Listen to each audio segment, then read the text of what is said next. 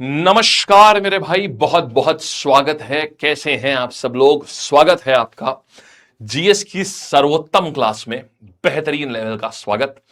और अब ये क्लासेस जो हैं, ये आपके जीएस के स्तर को ऐसी जगह लेकर के जाएंगी जो आपको सबसे प्रॉब्लमैटिक हिस्से हैं ना आपके, ये उसको पूरा रैप करेंगे और बेहतरीन तरीके से एकदम बिल्कुल उनको, जो डार्क एरियाज हैं आपके, जहां से आपको नंबर नहीं बटोर पाते हैं, जीएस की समस्या आती है नंबर में, तो उनको एकदम बेहतरीन लेवल पे ये सॉल्व करेगा ये बैच आपका। अब बात आती है कि इसमें हम लोग जो हैं कैसे क्या करने जा रहे हैं। मेरे भाई देखो, सबसे पहली बात, इसमें हम लोग कैसे क्या करने जा रहे हैं, देखो आउटकम बताता हूं आपको। इसमें आप जो हैं तकरीबन मान के चले कि आप अगर इसने आपने कायदे से पूरी चीज करी ना, कायदे से जितना मैंने बोला हर वो चीज आपने करी पढ़ी, तो आप आराम से 32 से 36 मिनिमम, 32 से 36 मार्क्स आप आराम से अज्यूम कर सकते हैं कि इतना आप स्कोर कर लेंगे।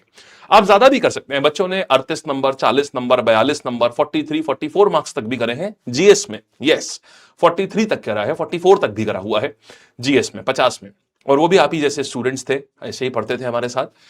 और लेकिन देखो, वो वहां पर थोड़ा सा किस्मत फैक्टर भी इन्वॉल्व हो जाता है, लेकिन मेहनत फैक्टर जो है, अब आप अपने मेहनत फैक्टर से 32 से 36 तक ला सकते हैं। और मेरे ख्याल से ये एक बहुत अच्छा स्कोर है जीएस में। इससे ज्यादा के लिए बहुत मेहनत भी नहीं करनी चाहिए, क्योंकि उसके लिए फिर बहुत टाइम लगेगा, और उतना टाइम बचा के आप मैथ्स और रीजनिंग कर लो तो फुल में फुल ले आओ, वो ज्यादा अच्छी चीज है। ठीक है, और इतना आराम से हो जाएगा। इतना तो आपको हम जो है आपको ऐसा ट्रेन कर देंगे कि इतने नंबर तो आप आराम से हंसते खेलते ले आएंगे आप भी। ठीक है, अब देखिए ये पूरा प्लान जो है ये कैसे काम करने वाला है। बहुत बढ़िया, बहुत बेहतरीन प्लान है इस पूरे बैच का।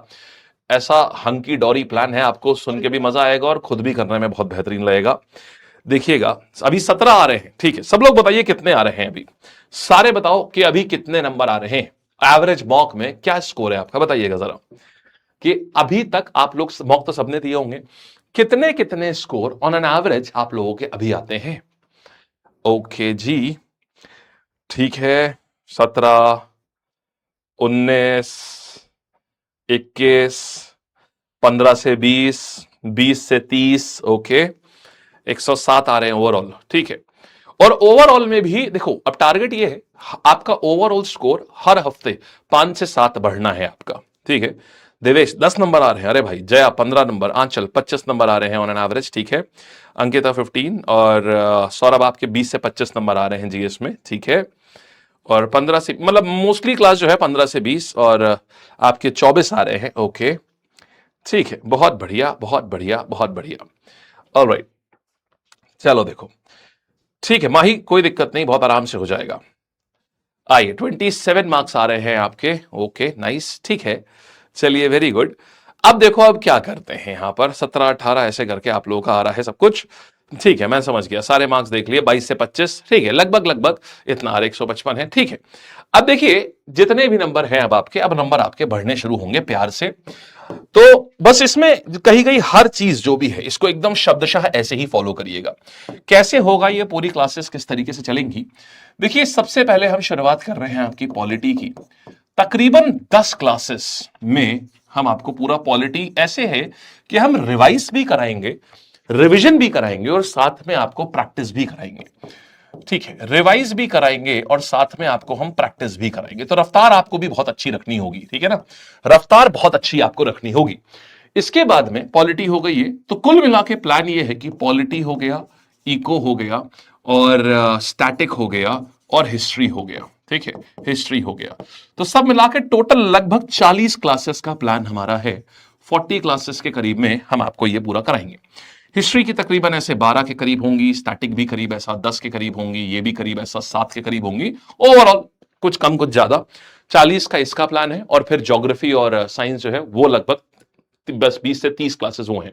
तो लगभग मान के चलिए आपका 60 से 70 क्लासेस में आपका ये पूरा रैपअप होगा। ठीक है, इतने ही दिन भी हैं आपके पास, राइट। चलिए, तो शुरू करते हैं आज की बिना कोई डीले करे हुए। और हां, हर क्लास के बाद में हम आपको कुछ रिवीजन नोट्स देंगे।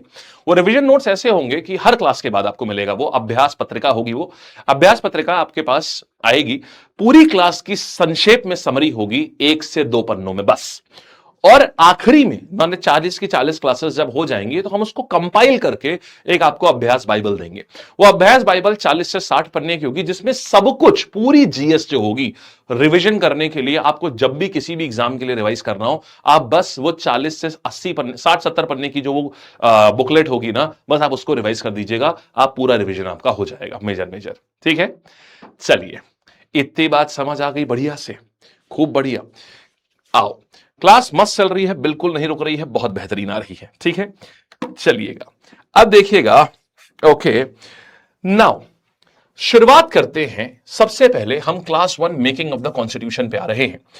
अब देखिएगा, सबसे पहली बात आपको बताऊं, इसमें हम लोग आज क्या क्या पढ़ने वाले हैं। आज हम लोग संविधान का पूरा डेवलपमेंट वाली जितनी भी एक्ट्स हैं, देखिए एसएससी सीजीएल का फोकस जो था, सीजीएल 2025, सबसे ज्यादा सवाल सीजीएल 2025 में इस सेक्शन से आए, पूरे पॉलिटी एक तरफ और इस सेक्शन की एक तरफ, सबसे ज्यादा सवाल इससे थे।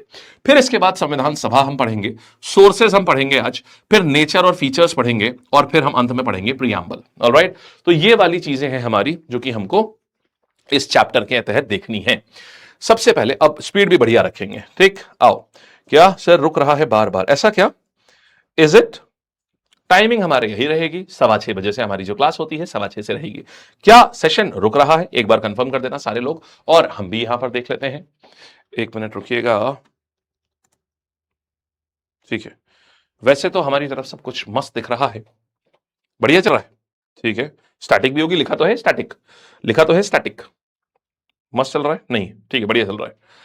ओके, बढ़िया चल रहा है, बढ़िया चल रहा है, बढ़िया चल रहा है, स्मूथ है। देखो अभी क्या है ना, अगर 90% बच्चों का स्मूथ चल रहा है, इसका मतलब वो हो सकता है कि नेट की साइड में प्रॉब्लम होगा, आपकी साइड में, बाकी तो चिल है। फिर भी मेजर कुछ आए तो बताना, ठीक है? आओ। ओके, 1-2 बार रुका था बीच में, ठीक है, इट्स फाइन नाउ, ऑलराइट। देखिएगा, ओके, अब देखो शुरुआत करते हैं। रफ्तार बढ़िया रखना थोड़ा सा, ठीक है, क्योंकि आप भी समझ रहे हो इतनी पूरी पॉलिटी कराना, तो एक अच्छी रफ्तार भी चाहिए होगी, और सब कुछ देखना होगा। तो संवैधानिक डेवलपमेंट एक्ट हम बात करते हैं सबसे पहले, कॉन्स्टिट्यूशनल डेवलपमेंट की एक्ट्स। थोड़ी देर के लिए हम चैट को रोकेंगे, ठीक, फिर अभी आप लोगों को सवाल सब कुछ कराएंगे। देखिए, अब बात करते हैं कि कौन कौन सी एक्ट्स आई थी और इन्होंने क्या किया था, एक ब्रीफ रिविजन। बालकगण, एक्ट्स की बात करते हैं तो सबसे पहले हम देखेंगे कौन सी ऐसी एक्ट्स थी। हमने एक्ट को 2 हिस्सों में बांटा है। एक एक्ट आती है जो कंपनी ने करी थी, मतलब जब कंपनी रूल करती थी तब, और पार्ट बी में हम करेंगे कौन सी है जो कि क्राउन जब रूल कर रहा था। आपको पता है 1857 के बाद, 1857 की क्रांति के बाद में जो रूल है वो क्राउन का आ गया था, कंपनी पूरी तरीके से हटा दी गई थी।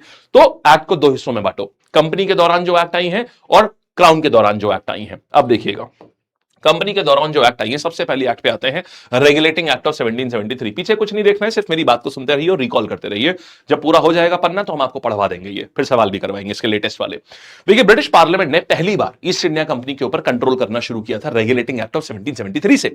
और यहां से क्या किया, बोला देखो ऐसा है, बंगाल का जो गवर्नर है ना उसको प्रमोट करो, और बंगाल के गवर्नर को कर दो गवर्नर जनरल, और मद्रास और बॉम्बे के गवर्नर को उसके अंडर डाल दो। तो पहला गवर्नर जनरल कौन बना था बंगाल का? Warren Hasting. बंगाल और बंगाल का बन गया गवर्नर जनरल, और बॉम्बे और मद्रास को क्या किया गया, बॉम्बे और मद्रास के गवर्नर्स को डाल दिया गया वॉरेन हेस्टिंग्स के अंदर। और कलकत्ता में एक सुप्रीम कोर्ट बनाया गया। क्यों बनाया गया था? क्योंकि करप्शन चार्जेस बहुत ज्यादा आ रहे थे, बहुत ज्यादा खबरें आ रही थी कि बहुत ज्यादा ये ईस्ट इंडिया के लोग जो है ना करप्शन कर रहे हैं। तो फिर आखिरकार सरकार को क्या प्रॉब्लम हो रही थी? सरकार को प्रॉब्लम ये थी कि करप्शन करोगे तो उनका टैक्स का पैसा जो है वो मार रहे हो तुम। भाई जाहिर सी बात है, ब्लैक मनी के ऊपर कोई टैक्स नहीं होता ना, तो ये लोग ब्लैक मनी बहुत ज्यादा इकट्ठा करने लगे थे, तो अकाउंटेबिलिटी में नहीं आ रही थी। और जो पैसा अकाउंटेबल नहीं होगा, तो ईस्ट इंडिया कंपनी का पैसा अगर अकाउंटेबल नहीं है तो ब्रिटिश सरकार को उसके ऊपर टैक्स नहीं मिल रहा है, इसीलिए इन्होंने सुप्रीम कोर्ट की स्थापना करी थी। अच्छा, चलिए फिर बात करते हैं, सेकंड पे आते हैं। कौन सी? ये आता है पिट्स इंडिया एक्ट। यहां पर क्या हुआ था, पहली बार कंपनी के 2 व्यापार और शासन, इसको अलग अलग करा। पहली बार पिट्स इंडिया एक्ट ने अलग अलग करा कि भाई देखो, पहले व्यापार और शासन एक ही ईस्ट इंडिया कंपनी ही करती थी, अब पहली बार इसको अलग अलग कर दिया गया। बोले देखो ऐसा है, राजनीतिक मामले जितने भी होंगे उस पर ब्रिटिश गवर्नमेंट का कंट्रोल रहेगा, और इसके लिए बोर्ड ऑफ कंट्रोल बनाया गया। तो पहली बार उनका राजनीतिक मामले के ऊपर कंट्रोल कर दिया गया। अभी तक वो लोग जो मन होता था, जिस राजा से युद्ध करते थे, जिस राजा से ट्रीटी करनी होती ट्रीटी करते थे, लेकिन अब वो बिना अंग्रेजों से, बिना अपने वहां पर ब्रिटेन में बैठी पार्लियामेंट से पूछे, सरकार से पूछे, राजा से ट्रीटी नहीं कर सकते, राजा से कोई युद्ध नहीं कर सकते, राइट? ठीक है, तो ये कब हो रहा है? ये हो रहा है पिट्स इंडिया एक्ट 1784 में, ये सारी कहानियां हो रही हैं। फिर इसके बाद क्या किया? बोले देखो ऐसा है, गवर्नर जनरल को और ज्यादा थोड़ी सी अथॉरिटी दे दी गई, ये वाली कहानी भी हुई। मतलब कंपनी पैसा, तो समरी में क्या आ जाएगा, सिंपल डिफरेंस समझो, कंपनी पैसा कमाएगी लेकिन शासन जो है ये ब्रिटिश गवर्नमेंट की निगरानी में ही चलेगा। ठीक है, फिर आता है चार्टर एक्ट ऑफ 1813। क्या हुआ था यहां पर? इस एक्ट ने क्या करा, कंपनी का एक ही काम था कंपनी के पास अभी तक कि कंपनी पैसा कमाएगी अपनी इच्छा से, इस एक्ट ने उसको भी खत्म कर दिया। व्यापारिक एकाधिकार जो था, यानी जो कमर्शियल मोनोपोली थी कंपनी की, काफी हद तक खत्म कर दी। सिर्फ बोला कि जो ब्रिटिश इंडिया में अब जो है, पहले ये होता था कि सिर्फ ईस्ट इंडिया कंपनी ही ट्रेड करने आ सकती है और कोई नहीं आएगा, लेकिन अब कोई भी ब्रिटिश ट्रेडर जो है ईस्ट इंडिया कंपनी के अलावा भी, वो भी इंडिया ट्रेड करने आ सकता है। और लेकिन बोले कि ठीक है, चाय, जब उन्होंने बहुत बोला कि भाई ऐसा मत करो मत करो, तो बोले ठीक है, बस चाय की जो ट्रेड है, चाय की ट्रेड और चाइना के साथ में ट्रेड, ये सिर्फ ईस्ट इंडिया कंपनी करेगी और कोई नहीं करेगा। और क्या किया गया? क्रिश्चियन मिशनरीज को भारत आने की अनुमति दे दी गई। वेरी वेरी इंपॉर्टेंट, यहां से आप देखिएगा धर्म परिवर्तन शुरू हो रहे हैं, इसीलिए चार्टर एक्ट ऑफ 1813 अशुभ है। देखो 13 नंबर अंत में लिखा है ना, अशुभ है, तो सब कुछ अशुभ हुआ है यहां पर। ईस्ट इंडिया कंपनी के लिए भी अशुभ हुआ क्योंकि उनकी मोनोपोली छीन ली गई। इसके बाद क्या हुआ? भारत के लिए अशुभ हुआ क्योंकि हमारे वहां अब धर्म परिवर्तन शुरू होने जा रहे हैं। और एजुकेशन के लिए क्या किया गया? पहली बार 1 लाख रुपए का बजट रखा गया है भारत में एजुकेशन देने के लिए, 1 लाख। यहां तक बात समझ आ गई? तो सिंपल भाषा में समझ लो, पहले इंडिया में सिर्फ ईस्ट इंडिया कंपनी ट्रेड कर सकती थी और कोई नहीं, अब ईस्ट इंडिया कंपनी के साथ साथ और भी कंपनियां ट्रेड कर सकती हैं, सबके लिए रास्ता खोल दिया गया। Very well done. ठीक है, फिर देखिएगा 1813 तक की एक्ट आपने देख ली है।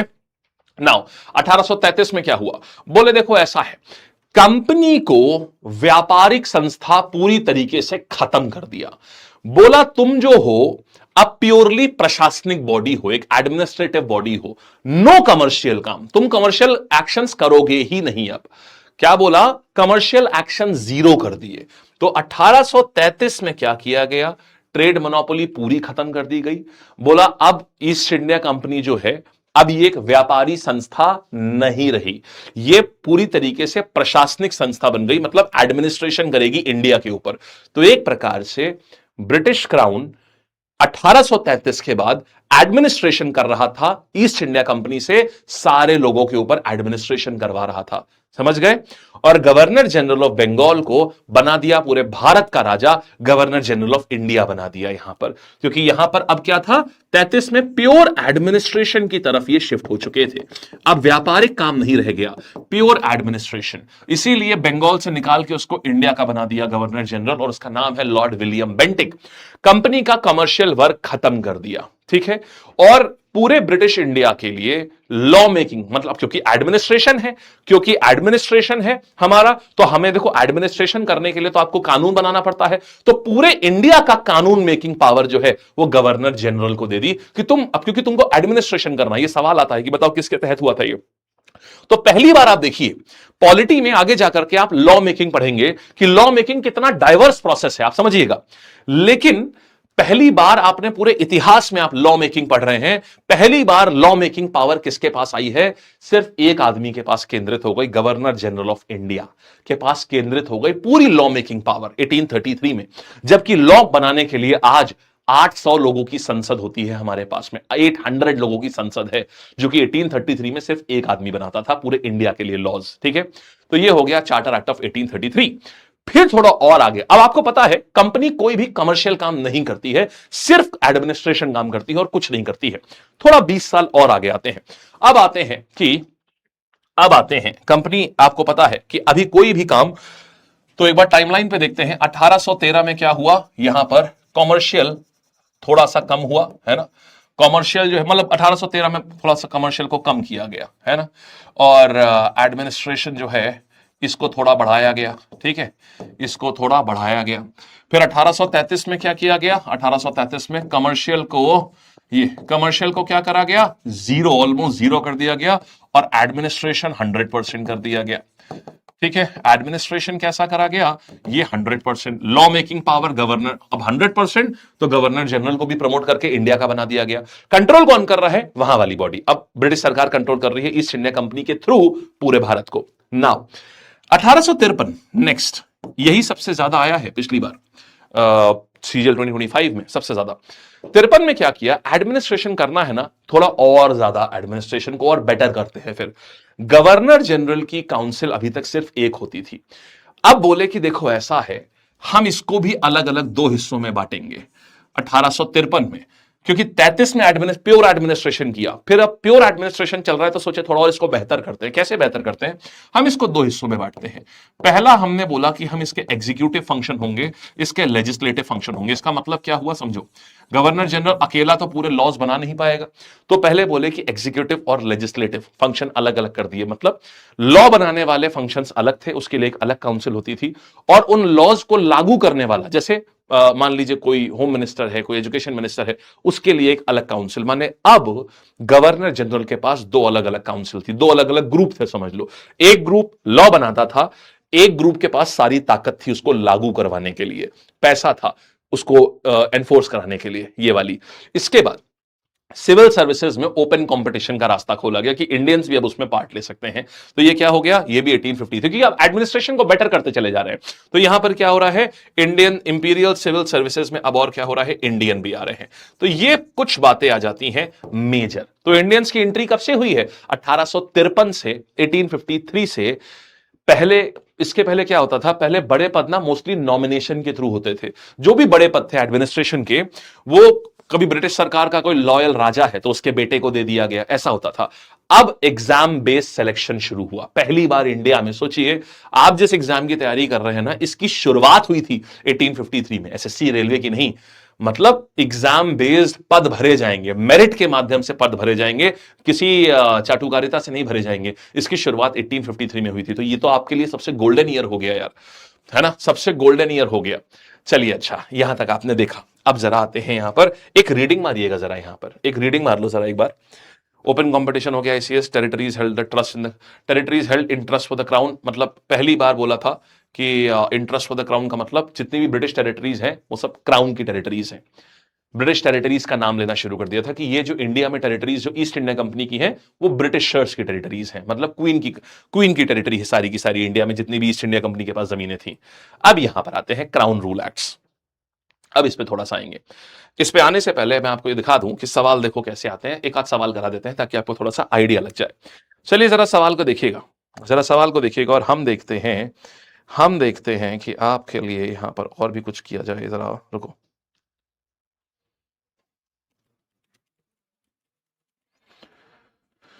All right. Okay, the Regulating Act of 7 primarily introduced the changes in companies' administration in which two distinct areas. All right, all right, all right. ठीक है,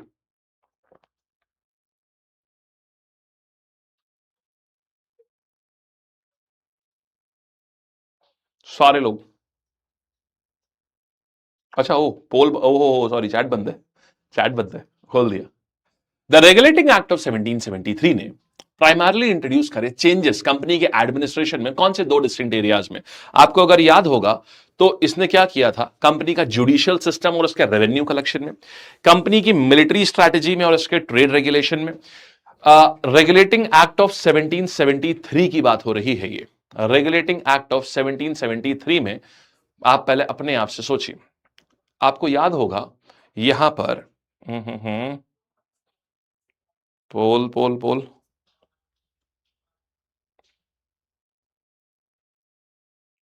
बस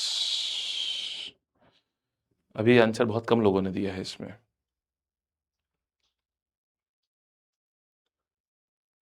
हम्म, पोल आया ही नहीं क्या आपके पास में, यार ये तो बढ़िया सा पोल था। 3 सेकंड और बाकी हैं पोल के। ओके,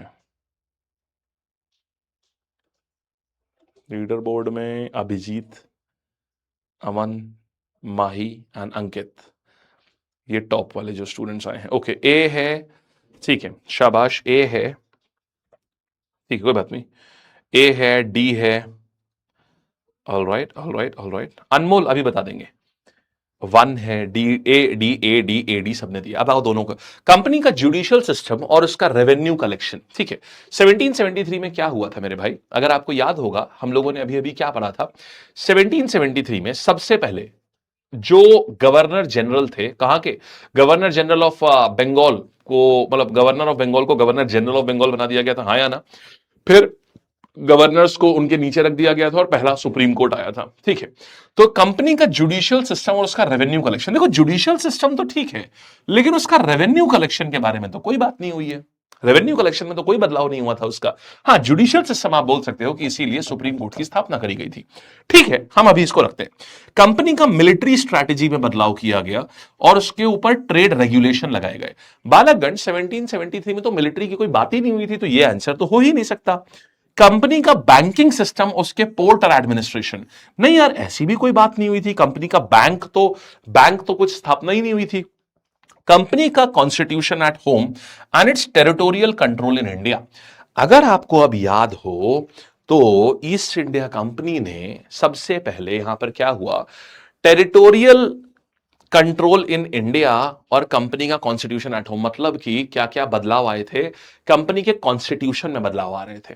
अभी तक कंपनी इंडिपेंडेंट होती थी, मद्रास इंडिपेंडेंट है, बॉम्बे इंडिपेंडेंट है, बंगाल इंडिपेंडेंट है। अब कंपनी के कॉन्स्टिट्यूशन, मतलब कंपनी बनी कैसे है, उसकी संरचना में बदलाव आ रहे थे। अब एक आदमी को टॉप पे बिठा दिया गया था, तो यह बात तो सही है, कंपनीज कॉन्स्टिट्यूशन एट होम, ठीक है, and it's territorial control in India, और उसका टेरिटोरियल कंट्रोल इंडिया में, यानी कि अब एक आदमी सुपीरियर, पहले उसको सुपीरियर बनाया, सुपीरियर बनाने के बाद सारा कंट्रोल भी गवर्नर जनरल ऑफ बंगाल के हाथ में दे दिया। यस, तो यानी कि यह बात सबसे सटीक जो बैठ रही है वो ये बात है। अब आपने देखा कि भाषा कितनी अलग होती है सवाल की, आप अगर ध्यान दें तो आप ये देखेंगे कि क्वेश्चन की भाषा कितनी अलग होती है। कितने लोगों को भाषा अभी भी नहीं समझ में आई, ये बताओ, कितने लोगों को भाषा अभी भी नहीं समझ में आई, बिंदास बताना, बताइए बताइए बताइए बताइए। ओके ओके, आराम से बताओ, ताकि देखो मेन चीज यही होती है एग्जाम में कि आता ये सबको है, सबने रेगुलेटिंग एक्ट पढ़ी हुई है, लेकिन फिर भी सवाल नहीं कर पाएंगे। चलिए बताइए। अच्छा, मुझे मुझे मुझे पोल में बी दिखा रहा है, नहीं पोल में गलत दिखा रहा है, डी ही है सर, डी दिया था आंसर, पोल में रॉन्ग दिखा रहा है, हाँ डी ही है। लैंग्वेज नहीं समझे, कोई नहीं समझे, okay okay okay okay okay, समझो। पहली चीज समझिएगा, क्वेश्चन में दो अलग एरिया पूछे गए हैं। ब्रिटिश इंडिया में हुआ क्या, ब्रिटेन में ईस्ट इंडिया कंपनी की इंटरनल वर्किंग के ऊपर कंट्रोल आया ना। एक बात समझिएगा, पहले कंपनी अपने डायरेक्टर्स के थ्रू एकदम स्वतंत्र तरीके से चलाती थी कि नहीं चलाती थी, लेकिन आप समझिए पहले कंपनी, एक जैसे हम हैं, ये एक प्राइवेट लिमिटेड कंपनी है, कोई भी जो कंपनीज होती हैं सब प्राइवेट लिमिटेड होती हैं। जैसे मान लीजिए हमारी कंपनी है, ये एक प्राइवेट लिमिटेड कंपनी है, क्या सरकार का कोई भी इंफ्लुएंस है हमारे ऊपर? नहीं, डायरेक्टर कंपनी के हम हैं, तो हम जो चाहें जैसे चाहें वैसे चला सकते हैं। ठीक है, रेगुलेट करने का मतलब है, रेगुलेटिंग एक्ट ऑफ 1773 के बाद ब्रिटिश पार्लियामेंट ने अपनी निगरानी शुरू कर दी ना। बोलो अब समझ आया?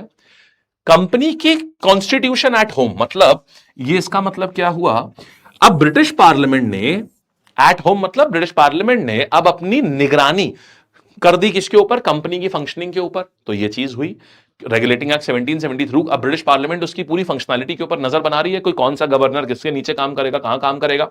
टेरिटोरियल कंट्रोल का मतलब समझना, पहले क्या होता था कि भारत में कंपनी का शासन और टेरिटरीज वो खुद ही कंट्रोल करते थे, लेकिन अब क्या हुआ, बंगाल के गवर्नर को जैसे गवर्नर जनरल ऑफ बंगाल बना दिया, बॉम्बे मद्रास को उनके अधीन कर दिया गया, कलकत्ता में सुप्रीम कोर्ट बना दिया गया। अब आप ये चीज देखिएगा, मतलब ये बता दिया कि ब्रिटेन में कंपनी, ब्रिटेन बता रहा है ना कि कंपनी कैसे चलेगी, तो ये बात तो समझ आ गई। ब्रिटेन डिसाइड कर रहा है ना कि आपकी कंपनी कैसे चलेगी, उसकी संरचना क्या होगी, और इंडिया में शासन कैसे करेगी वो भी बता रहा है कि सुप्रीम कोर्ट होगा, सुप्रीम कोर्ट होने के बाद गवर्नर जो होंगे वो गवर्नर जनरल की बात मानेंगे। तो एग्जैक्टली उसी चीज का एक टिपिकल लैंग्वेज यहां लिखा हुआ है जो हुआ था, वहां एग्जैक्ट लिखा हुआ है कि क्या क्या हुआ, यहां उसकी जनरल लाइन लिखी हुई है इस वाले में। बाकी ऑप्शन क्यों गलत है?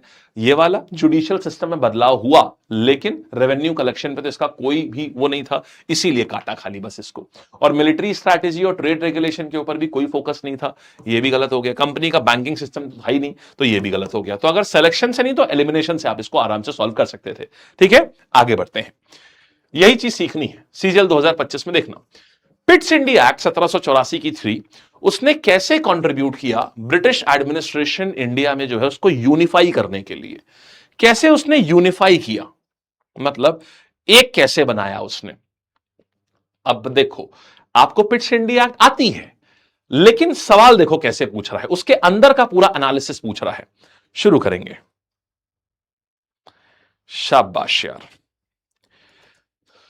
ओके ओके ओके, बस टाइम अप, सारे लोग आंसर दे दीजिए एंड अब समय समाप्त होता है।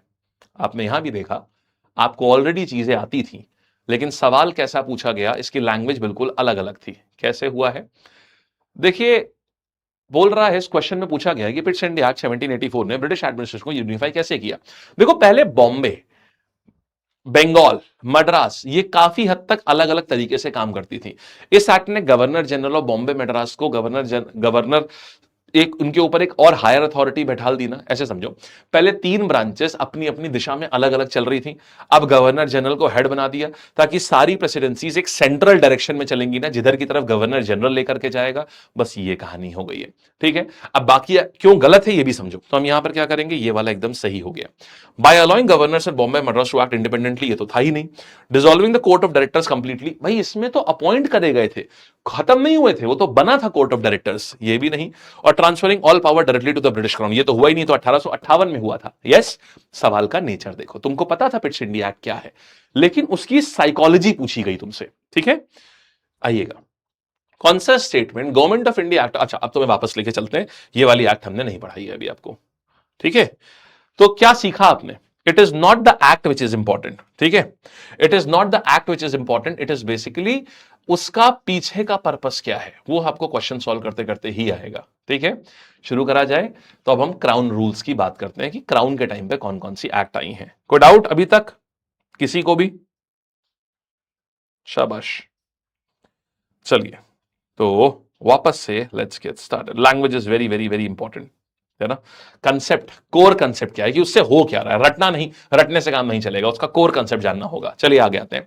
Government of India act of 1858, अब यहां पर आ गए। तो यहां पर क्या हो रहा था, 1857 के रिवोल्ट के बाद ब्रिटिश गवर्नमेंट ने ईस्ट इंडिया का, अब ये ईस्ट इंडिया कंपनी से शासन छीन लिया पूरा। तो यहां पर ईस्ट इंडिया कंपनी के पास एक ही चीज बची थी, एडमिनिस्ट्रेशन, जो आप जानते हो, जो कि 1853 में प्योरली, 1833 में प्योरली एडमिनिस्ट्रेशन पे रिड्यूस कर दिया गया था। और अब वो एडमिनिस्ट्रेशन भी नहीं रहा, कमर्शियल तो पहले ही खत्म कर दिया था, अब एडमिनिस्ट्रेशन 18 सिर्फ एडमिनिस्ट्रेशन था, अब वो भी पूरी तरीके से खत्म कर दिया। गवर्नर जनरल को वाइसरॉय बना दिया गया। यस, पहले वाइसरॉय कौन बने, कैनिंग बने। फिर सेक्रेटरी ऑफ स्टेट भी बनाए गए इंडिया के लिए। क्यों? वो आदमी जो अभी तक, देखो अब कौन चलाएगा कंपनी को, अब कंपनी को चलाएगी ब्रिटिश पार्लियामेंट। ब्रिटिश पार्लियामेंट चला रही है, तो रानी डायरेक्टली तो नहीं चलाएंगी। इट इज लाइक एक secretary of state for India बना दिया, माने एक मिनिस्टर है जो पूरे इंडिया के लिए रिस्पॉन्सिबल है। यानी इंडिया एक प्रकार का पोर्टफोलियो बन गया ना। पोर्टफोलियो समझते हो, जैसे डिफेंस मिनिस्टर के पास एक पोर्टफोलियो है डिफेंस का, गृह मंत्रालय, गृह मंत्री के पास एक पोर्टफोलियो है गृह का, राइट। वित्त मंत्री के पास में एक पोर्टफोलियो है फाइनेंस का, वित्त का। इंडिया का सारा वित्त माने फाइनेंस वही देखेंगे। बिल्कुल उसी प्रकार से अब हम क्या बोल रहे हैं, बिल्कुल ऐसे ही अगर हम बात करें तो हम कहेंगे कि अब एक secretary of state is like अ मंत्री, जिसके पास इंडिया एक प्रकार का पोर्टफोलियो है, तो वो बन गया, ठीक है। अच्छा, अब सुनो, तो अब लेकिन मंत्री के पास खुद की अपनी काउंसिल भी होती है ना, तो एक इंडिया में काउंसिल भी बनाई गई, वो सेक्रेटरी ऑफ, मतलब वहीं पर ही सेक्रेटरी ऑफ स्टेट की एक काउंसिल बनाई गई, जो कि उनको इंडिया के सारे अफेयर्स के ऊपर बताती थी। तो यहां दो बातें बनाई गई, ध्यान दीजिएगा, एक सेक्रेटरी ऑफ स्टेट भी बनाया गया और इनकी वहीं पर ब्रिटेन में ही एक काउंसिल भी बनाई गई जो इनकी मदद करती थी। ये वाले सेम काम, ये काले काम करे गए। फिर पिट्स इंडिया एक्ट के तहत जो बोर्ड ऑफ कंट्रोल और कोर्ट ऑफ डायरेक्टर बनाया गया था ना, इनको एबॉलिश कर दिया गया। ये कब बने थे? पिट्स इंडिया एक्ट 1784 में, 1784 में इन दोनों को बनाया गया था, इनको हटा दिया गया। इंपॉर्टेंट है कि इनको कब हटाया गया था, इस दिन हटाया गया था जब क्राउन ने अपने हाथ में लिया। फिर क्या हुआ, अब क्राउन को भारतीयों को अपीज करना था, उनका तुष्टीकरण करना था, मतलब उनको भी सेटिस्फाई करना था, क्योंकि राजा कभी भी, ध्यान रखना, बिना प्रजा की सहायता के कभी वो अपना प्रजातंत्र चला ही नहीं सकता है, कभी नहीं चला सकता। राजा कभी बिना प्रजा के सपोर्ट के नहीं जीत सकता। तो इसीलिए क्या हुआ, इंडियंस हमेशा से विद्रोह कर रहे थे और अपना हिस्सा मांग रहे थे लॉ मेकिंग में। Indian council act of 1861 very very important. यहां पर क्या हुआ, इस एक्ट से इसका कोर क्या है, क्रक्स क्या है कि इंडियंस को लॉ मेकिंग प्रोसेस में शामिल करने की शुरुआत। तो यानी कि आज जो हम लोग लॉ मेकिंग करते हैं ना, पूरा लॉ मेकिंग की शुरुआत कहां से हुई थी, 1861 के इससे हुई थी। पहली बार इंडियंस ने अपने लिए कानून बनाया है 1861 में, पहली बार। तो लेजिस्लेटिव काउंसिल जो थी, जो वाइसरॉय की थी, याद है ना आपको, एग्जीक्यूटिव काउंसिल और लेजिस्लेटिव काउंसिल अलग अलग होती थी। पहले गवर्नर जनरल ऑफ इंडिया की होती थी वो, अब वो वाइसरॉय की लेजिस्लेटिव काउंसिल होती थी। उसको और विस्तार करा गया, मतलब उसमें सीट बढ़ाई गई, क्योंकि अब इंडियंस को भी आना है। कुछ इंडियंस को काउंसिल में नॉमिनेट किया गया, इलेक्शन नहीं हुआ है, नॉमिनेट करे जा रहे हैं। ये वही लोग हैं जो अंग्रेजों के खास होते थे। पोर्टफोलियो सिस्टम शुरू हुआ, जो हम आज देखते हैं। 1861 में आया कि तुमको डिफेंस मिलेगा, तुमको होम मिलेगा, तुमको रेलवे मिलेगा। पहली बार ये कब आया है, 1861 में पोर्टफोलियो सिस्टम इंट्रोड्यूस हुआ है कैनिंग के समय पर, ठीक है। और बंगाल और मद्रास से जो पावर छीन ली गई थी, उनके लॉज ना बन, वो लोग लॉज नहीं बना सकते हैं, गवर्नर जनरल ही बनाएंगे उनके लॉज, उनको वापस दिया गया है। Very very important. और पहली बार भारत में हाई कोर्ट भी स्थापना हो रही है। तो हाई कोर्ट्स की स्थापना का रास्ता भी वहां पर 1861 में पहली बार high court, Indian high court act आई है, जिसके बाद में अब भारत में हाई कोर्ट आने शुरू होंगे। यानी इसके पहले हाई कोर्ट नहीं थे भारत में, यहां तक की बात भी आ गई। 1861 is very very important. Indians पहली बार आए हैं यहां पर लॉ मेकिंग प्रोसेस में। इसको ऐसे समझो, फर्स्ट टाइम भारतीय अपने लिए लॉ बना पा रहा है, कितनी बड़ी बात है। तो 1861 में फिर पहली बार जो आज हम पोर्टफोलियो सिस्टम देखते हैं, वो भी इसी में आया। फिर इसके बाद में पोर्टफोलियो सिस्टम आ गया। फिर हाई कोर्ट जो आज हमारे सारे हैं, वो भी इसी एक्ट के बाद आए हैं यहां पर।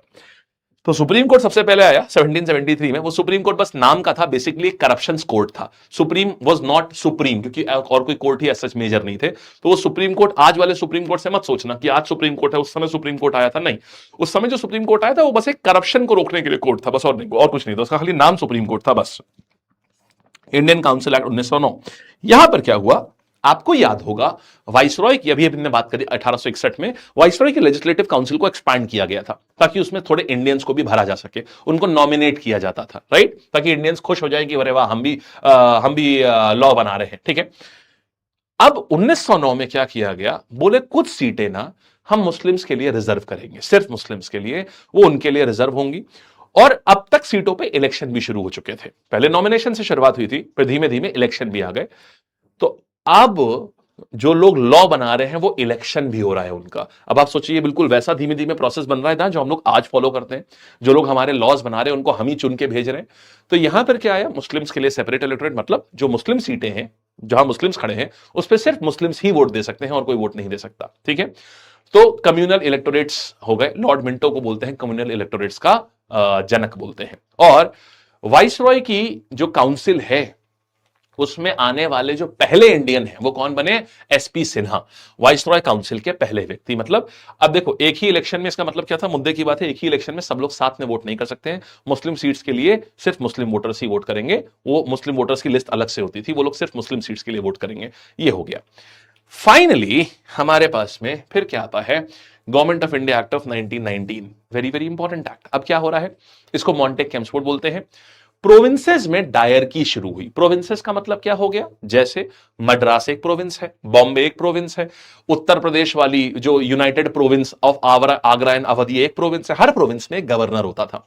तो डायरकी का मतलब है कि कुछ सब्जेक्ट ऐसे हैं जो ब्रिटिशर्स ने अपने पास रख लिए, कुछ बोले कि इनके ऊपर तुम इंडियंस जो है वो लॉज बना लो। मतलब ट्रांसफर्ड और रिजर्व। ट्रांसफर्ड में क्या आ गया, जैसे हेल्थ हो गया, ठीक है, हेल्थ हो गया जैसे, तो वो इंडियन मिनिस्टर्स को दे दिए कि जाओ तुम लोग कर लो। मतलब प्रोविंसेस में ऐसे समझो कि जो राज्य है, राज्य में जैसे आज राज्य हैं, उस समय प्रोविंसेस होते थे। तो प्रोविंसेस में बोले कि ये जो छोटे मोटे सब्जेक्ट है ना, जिनसे हमें कोई फायदा नहीं है अंग्रेजों को, वो तुम करो, सफाई, नाली वाली और ये हेल्थ, ये सब तुम जानो, एजुकेशन ये सब तुम जानो। जो अच्छे वाले हैं, जैसे पुलिस, फाइनेंस, इंपॉर्टेंट विषय, वो गवर्नर के कंट्रोल में रहेंगे, प्रोविंस में जो गवर्नर बैठा है वो। तो क्या हुआ, इसको डायरकी बोलते हैं, ठीक है। सेंटर में बाई कैमरल लेजिस्लेचर पहली बार आया है। कब आया है बाई कैमरल लेजिस्लेचर? 1919 से, मतलब 2 सदन होंगे। कैसे याद रखोगे? यहां पर भी देखो 2 वर्ड है, 19-19 है ना, 2 बार रिपीट हुआ है ना, तो ऐसे याद रखो। क्या आ गया? काउंसिल ऑफ स्टेट और सेंट्रल लेजिस्लेटिव असेंबली। क्या क्या हो गया है? काउंसिल ऑफ स्टेट माने राज्यसभा, और केंद्रीय विधानसभा, केंद्रीय विधानसभा, सेंट्रल लेजिस्लेटिव असेंबली माने केंद्रीय विधानसभा, ठीक है। अब यहां पर और क्या किया गया? डायरेक्ट इलेक्शंस की शुरुआत करी गई, माने जो भी लोग यहां आएंगे उनका डायरेक्ट चुनाव होगा। ये भी ये बड़ी बात हो गई। अब देखो ये पूछेगा, बताओ डायरेक्ट इलेक्शंस की शुरुआत जो है ये सेंटर लेवल पे कब हुई है? डायरेक्ट इलेक्शंस की शुरुआत 1919 में हुई है। प्रोविंशियल सर्विस कमीशंस, ये यहां पर भी बोला गया कि ये होने चाहिए, मतलब जैसे यूपीएससी है वैसे प्रोविंशियल लेवल पे जो सिविल जो अधिकारी हैं उनको अपॉइंट करने के लिए भी अब एक बोर्ड होगा। पहली बार सेंट्रल लेवल पे कब हुआ था? 1861 में बोला गया था कि ओपन कंपटीशन होगा। अब प्रोविंशियल लेवल पे भी बोले कि अब प्रोविंशियल लेवल पे जो अधिकारी नियुक्त होंगे उनके लिए भी अब एक बोर्ड होगा। ये सब लाइंस इंपॉर्टेंट है। बीइंग एन सीजीएल एस्पिरेंट तो बहुत इंपॉर्टेंट है। स्टेनो में भी ये आएगा, फेज में नहीं आएगा, फेज में हल्का पेपर बनता है थोड़ा सा, बट स्टेनो और सीजीएल के लिए ये इंपॉर्टेंट। अभी मैं दिखाऊंगा, अभी सवाल कराऊंगा, आप अपने आप समझ जाओगे कि इससे कैसे सवाल बनते हैं। Government of India act of 1935, last act. यहां पर क्या था? इसमें ये सबसे इंपॉर्टेंट है, ब्रिटिश प्रोविंसेस का सबसे इंपॉर्टेंट एक्ट, ब्रिटिश पीरियड का। प्रोविंसेस से डायरकी हटा दी गई, बोले ट्रांसफर और रिजर्व नहीं भाई, सब कुछ तुम्हारा है। माने प्रोविंशियल लेवल पर तुम पुलिस भी संभालो, तुम फाइनेंस भी संभालो, सब कुछ तुम संभालो प्रोविंशियल लेवल पर, ठीक है। प्रोविंशियल मिनिस्टर्स को प्रॉपर वास्तविक पावर दी गई है और एक ऑल इंडिया फेडरेशन का प्लान दिया गया। यहीं से ये लाइन बहुत इंपॉर्टेंट है, ऑल इंडिया फेडरेशन का प्लान दिया गया। हालांकि कभी हुआ नहीं, पहली बार बोले कि एक पूरा भारत बनाते हैं चलो हम लोग, जिसमें कि सेंटर होगा, जिसमें कि सेंटर होगा, प्रोविंस होंगे, सेंटर के अपने पावर्स होंगे, प्रोविंस के अपने पावर होंगे। माने टेक्निकली ये तो लिस्ट की बात हो रही है ना, ये आपका सेंट्रल लिस्ट हो गई, स्टेट लिस्ट हो गई और रेजिडुअरी पावर हो गए। Union list, state list, residuary list, याद आया आपको? तो पहली बार जो इसी यही तो रीजन बना इसका। हमारी जो लिस्ट आई है वो लिस्ट एक्चुअल में यहीं से आई है। ये कभी हो नहीं पाया लेकिन प्रपोज किया गया पहली बार। अब पहली बार फेडरल कोर्ट, माने जिस सुप्रीम कोर्ट को हम जानते हैं जो सबसे ऊपर है, वो पहली बार आ रहा है फेडरल कोर्ट के नाम से स्थापना हुई। एक फेडरल बैंक की स्थापना हुई, माने आरबीआई, सेंट्रल बैंक जो सारे बैंकों को चलाएगा, उसकी स्थापना हुई। तो भारतीय कॉन्स्टिट्यूशन में बहुत सारी चीजें यहीं से ली हुई हैं, क्योंकि मेजॉरिटी चीजें दिख भी नहीं है कि ऐसे ही है हमारे संविधान में भी। अब आप देखिएगा, अब आप क्या करोगे?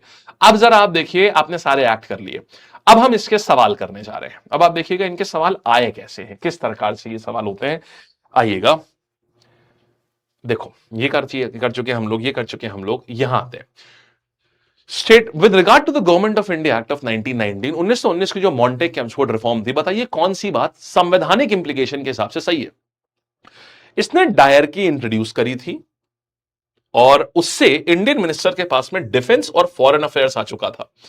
अब देखिएगा कितना बढ़िया, डायरकी इंट्रोड्यूस करी थी, ये बात सत्य है, लेकिन सेकंड साइड जो है वो तो असत्य है ना? तो ये सही है लेकिन ये वाला पॉइंट गलत है, तो ये स्टेटमेंट तो पूरा पूरा गलत ही ना हो गया, right? Creation of bicameralism, introduce 2 houses at centre level for the first time. हां ये बात सही है, 1919 बाइकैमरलिज्म, ये बात सही है। Establishment of Provincial Service Commission gave financial control to Indian members in the Viceroy's Council। नहीं, फाइनेंशियल कंट्रोल तो नहीं था भाई, पीएससी बनी थी, फाइनेंशियल कंट्रोल जैसा कुछ नहीं था।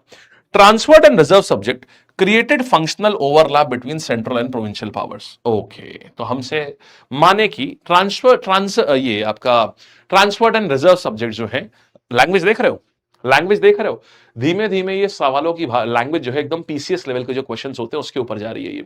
ये ऐसी लैंग्वेज नहीं रह गई है कि आपने पॉइंट पढ़ा था और एग्जैक्टली आपको वैसा ही पेपर में मिलेगा और आप खटाक से आंसर कर देंगे। आपको हर पॉइंट के पीछे आपको समझना पड़ेगा। अब पहले बताओ कि तुमको इसमें से कौन सा ऐसा है जो तुमको नहीं समझ आया, पॉइंट ने लैंग्वेज ही नहीं समझ में आ रही है इसकी कि ये बोल क्या रहा है। और जितना ज्यादा तुम ऐसे क्वेश्चन सॉल्व करोगे उतना ही ज्यादा तुम ऐसे सवालों को सॉल्व करने में इजी, तुम कंफर्टेबल फील करोगे। अभी तक जो भी तुम करते आए हो, चाहे मॉक में, चाहे यूट्यूब वगैरह के ऊपर, 99% ऑफ द प्लेसेस में जैसा सवाल है टू द पॉइंट आंसर होता है और तुम सीधे लगता है कि यार हाँ मैं तो आंसर हो गया आराम से। चलिए अब गलत समझिएगा, मुझे उम्मीद है डी वाला आपको नहीं समझ में आ रहा होगा, है ना। वेल देखो सिंपल समझो, ट्रांसफर्ड और रिजर्व के बोल रहा है कि इसका डिवीजन जो था प्रोविंशियल एडमिनिस्ट्रेशन के अंदर था, सेंटर और प्रोविंसेस के बीच पावर ओवरलैप कराने के लिए नहीं। यार एक बात बताइएगा, बोल रहा है कि यार ये created functional overlap between central and provincial. मेरे भाई ट्रांसफर्ड और रिजर्व जो है इसका सेंटर से तो कोई मतलब ही नहीं था ना, कोई भी सेंटर से मतलब नहीं था, ये तो सारा का सारा प्रोविंशियल, मतलब जो राज्य में आधी पावर गवर्नर के पास, आधी पावर इंडियन मिनिस्टर्स के पास, तो इसमें सेंट्रल तो कहीं दूर दूर तक है ही नहीं, तो सेंटर की पावर से कैसे ओवरलैप हो जाएगा? जाहिर सी बात है ना, ये तो प्रोविंसेस के कुछ सब्जेक्ट्स हैं, सेंटर को यहां पर इन्वॉल्व ही नहीं है इसमें, तो उसकी पावर से ओवरलैप कैसे होगा? ये तो खाली हम प्रोविंशियल लेवल पे ही कर रहे थे, तो हो ही नहीं सकता। सिंपल कहानी है ये तो प्रोविजनल एडमिनिस्ट्रेशन के अंदर डिवीजन था, सेंटर और प्रोविजन के लेवल पे था ही नहीं है, खत्म कहानी, बस हो गया। तो बस क्या आ गया मेरे पास में, यानी ये बात जो है ये गलत हो जाएगी, सेंट्रल लेवल गलत हो जाएगा ये स्टेटमेंट सीधा सीधा, तो आंसर मेरा बी आ गया। ठीक है, it is all language, it is not the thing कि आप और ज्यादा खूब और पढ़ लो, it is all just language, that's it, सिर्फ लैंग्वेज ही यहां पर सारा खेल कर रही है और कुछ नहीं कर रही है। सेम यूपीएससी में भी आपको मिलेगा, सेम पीसीएस में क्वेश्चन मिलते हैं ऐसे ही। Government of India act of 1919 ने बाइकैमरल लेजिस्लेचर बनाया जिसमें काउंसिल ऑफ स्टेट था और क्या था, ये डायरेक्ट क्वेश्चन आपको मिल गया। अब यहां पर भी देखिएगा, सवाल अच्छा पूछा है उसने कि क्या किया यहां पर सेंट्रल लेजिस्लेटिव में, एक तो राज्यसभा बनाई और दूसरी लोकसभा, बट लोकसभा को बोलते क्या है? अब अगर किसी ने ऊपर ऊपर पढ़ के निकल गया कोई बच्चा तो गया, प्रॉपर पढ़ा है तभी कर पाएगा इसको, उसको बोलते हैं केंद्रीय। इसको क्या बोलेंगे? अब देखो 99% बच्चे इसको आंसर कर देते हैं यहां पर, क्योंकि हिंदी में ये क्या बोलता है, हिंदी में बोलता है कि भाई देखो ऐसा है, काउंसिल ऑफ स्टेट मतलब राज्यसभा है, एक राज्यसभा गठित करा और दूसरा बच्चा सीधे आंसर करता है लोकसभा, खत्म कहानी, गलत। केंद्रीय लेजिस्लेटिव असेंबली, लोकसभा तो हमने 1952 में बोलना शुरू किया उसको, है ना, उसके पहले तो हम केंद्रीय विधानसभा बोलते थे। बहुत लोगों का ये आंसर गलत हुआ है, मतलब एग्जामिनर ने, तुम समझो, एग्जामिनर ने जब तुमसे मांगा कि दिखाओ अच्छा जरा तुमको कितना आता है जरा देखें, तो उसने वहां पर लैंग्वेज घुमा दी, जब डायरेक्ट क्वेश्चन दिया तो लैंग्वेज ऐसी कर दी कि तुम वहां पर कंफ्यूज हो गए। हो गई बात अच्छे से, समझ आया बात? बी अभी भी किसी ने दिया है क्या? रश्मि आपने अभी भी बी आंसर दिया है, बी क्यों नहीं है ये समझ आ गया एकदम रश्मि? ठीक है, आगे बढ़ते हैं, फिर आओ भाई मेरे। अब देखिएगा, आते हैं कौन से साल में ब्रिटिश पार्लियामेंट ने Indian high courts act introduce किया था? ये 2024 के सवाल ऐसे आते थे, तो साल कौन सा है everyone? Come on answer it fast. साल कौन सा आएगा बेटा जी? साल आ जाएगा 1861। 1861 साल हो गया। फिर नेक्स्ट कहानी पर आते हैं बालक, कौन से साल में कौन सा एक्ट है जिसने डायरकी को एबॉलिश किया था और प्रोविंशियल ऑटोनॉमी पूरी पूरी दे दी थी? तो डायरकी को पूरी तरीके से एबॉलिश करके और ये दे दिया था, ये कौन सा आ जाएगा? ये आता है Indian act of 1935। Very good, ठीक है, government of India act of 1935। यहां पर डायरकी हटा दी गई थी। डायरकी लगाई कब गई थी? 1919 में। हटाई कब गई थी? 35 में, राइट? शाबाश, द्वैव शासन, ट्रांसफर ऑफ रिजर्व सब्जेक्ट वाला। मॉडल मिंटो रिफॉर्म को और हम इसमें किस के लिए जानते हैं हम? अब आप जरा एक डिफरेंस ऑफ आप एक चीज देख रहे हो, आप डिफरेंस ऑफ आस्किंग क्वेश्चन देख रहे हो। 2024 तक एकदम डायरेक्ट क्वेश्चन पूछ रहा है। मॉडल मिंटो रिफॉर्म में बेस्ट नोन में क्या था यार? यहां पर सेपरेट इलेक्टोरेट आए थे, एकदम चुन्नू मुन्नू सवाल, एकदम चुन्नू मुन्नू सवाल। और 2025 गॉड लेवल लैंग्वेज। 23 देखो, secretary of state of India को रिस्पॉन्सिबल बनाया था गवर्नमेंट ऑफ ब्रिटिश इंडिया ने, होम गवर्नमेंट में चेंजेस करके। कौन से स्टेट, कौन से ईयर में हुआ था ये? I hope you are getting my point.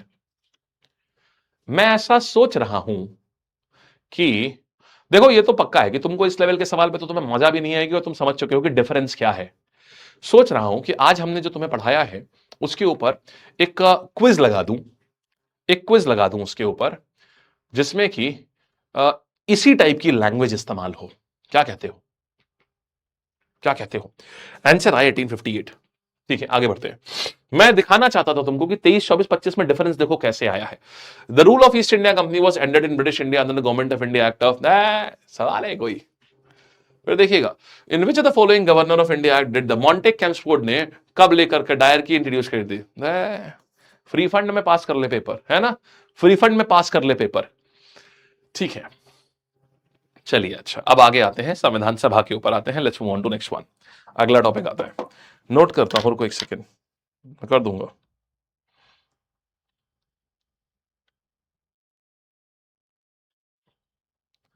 ठीक है, कराता हूं क्विज, इस क्लास के बाद ही करा दूंगा, मतलब मुझे 1 घंटा दो, रात तक करवाता हूं।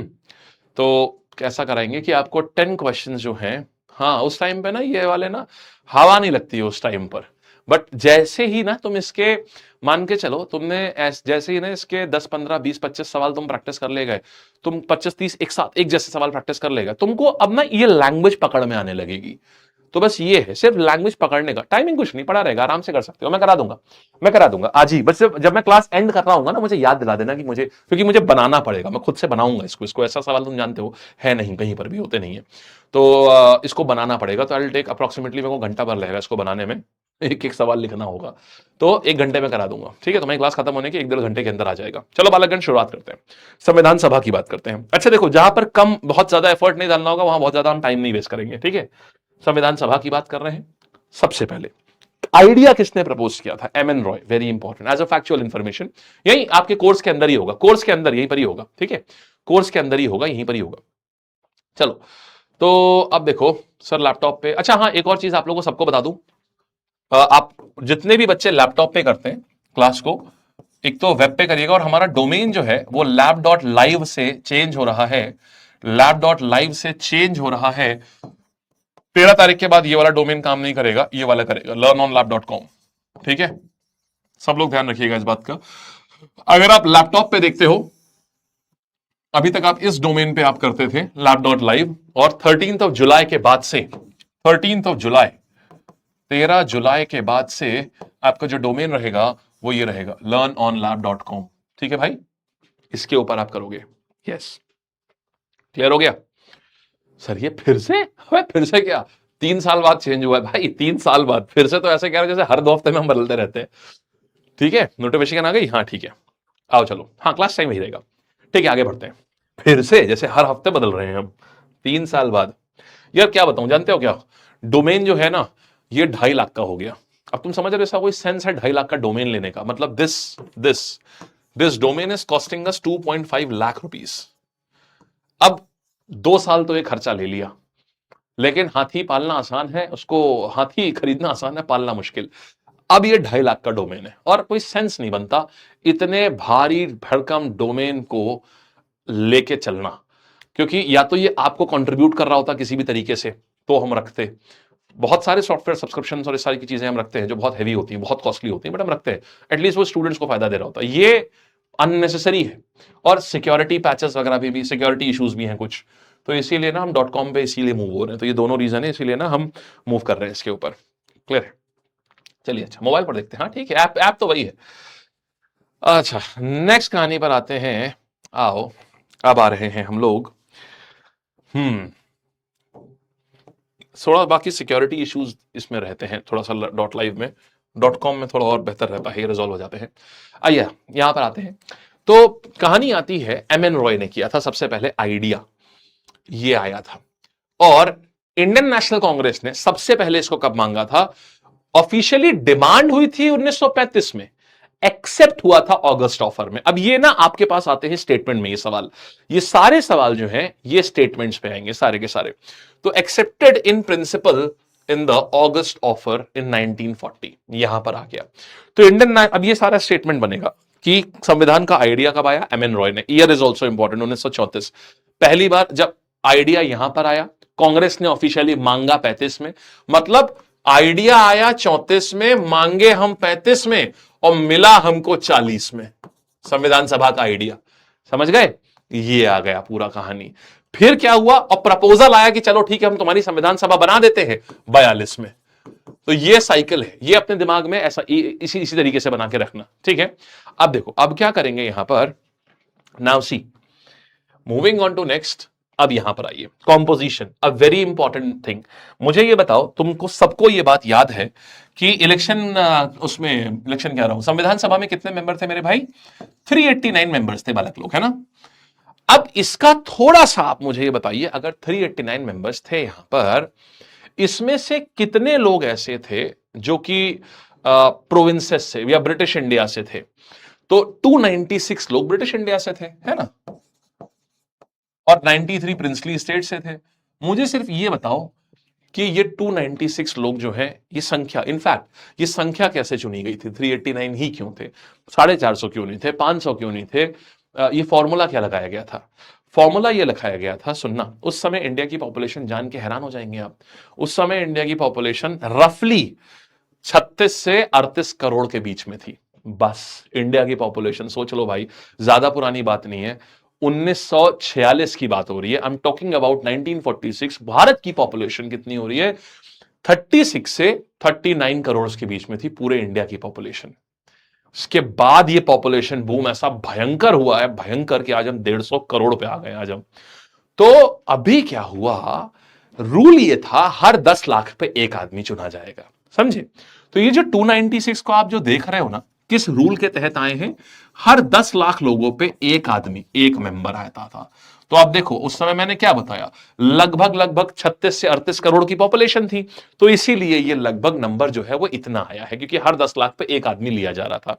ठीक है, अब क्या हुआ कि बोले ठीक है, अच्छा, अब पॉपुलेशन के बेसिस के ऊपर जो थी वो सीटें जब बांट दी गई, फिर अच्छा, अब बात आती है इसमें इलेक्शन हुए थे क्या? ये जो 389 मेंबर्स थे, इसमें डायरेक्ट इलेक्शन हुए हैं या इनडायरेक्ट हुए हैं? यहां पर आप बताओ, ये डायरेक्ट इलेक्शन हुए हैं, इनडायरेक्ट इलेक्शन हुए हैं, या नॉमिनेशन हुए हैं? या नॉमिनेशन हुए हैं, नॉमिनेट करके लोगों को भेजा गया था। चलिए साहब बताइए जरा, शुरू करेंगे आप लोग। हाँ जी, एक सीट 1 मिलियन पे, यस, इंडिया पाकिस्तान मिलाकर, हाँ जी, यस, ओके, सबका आंसर है। सारे दो है तो मजा आती है, सारे तो मजा तभी आती है। नॉमिनेट हुए हैं, ओके। ओ भाई, ये एग्जाम का सवाल है आया हुआ, समझे? छोटी छोटी चीज को निकालना है।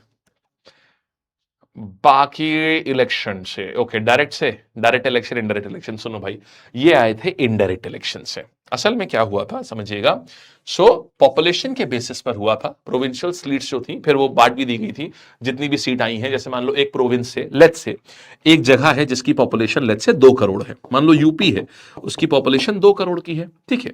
अब हर 10 लाख पे, ऐसा तो मैं एग्जाम्पल से बताता हूं, हर 10 लाख पे अगर एक मेंबर होना है, तो ये 2 करोड़ लोग हैं, तो इनके कितने हो जाएंगे? 20 मेंबर हो जाएंगे, है ना, इनके 20 मेंबर हो जाएंगे। अब इसी के बाद क्या होगा, अब इन 20 मेंबर से सीट बांट दी जाती थी कि इतनी सीटें मुस्लिम्स की होंगी, लेट्स से 4 सीट जो है वो मुस्लिम्स की हो गई, और 3 सीट जो है वो सिख की हो गई, ऐसे करके, और 12, 4, 3, 7, कितना बचा? 13 सीट जो है वो जनरल की हो गई।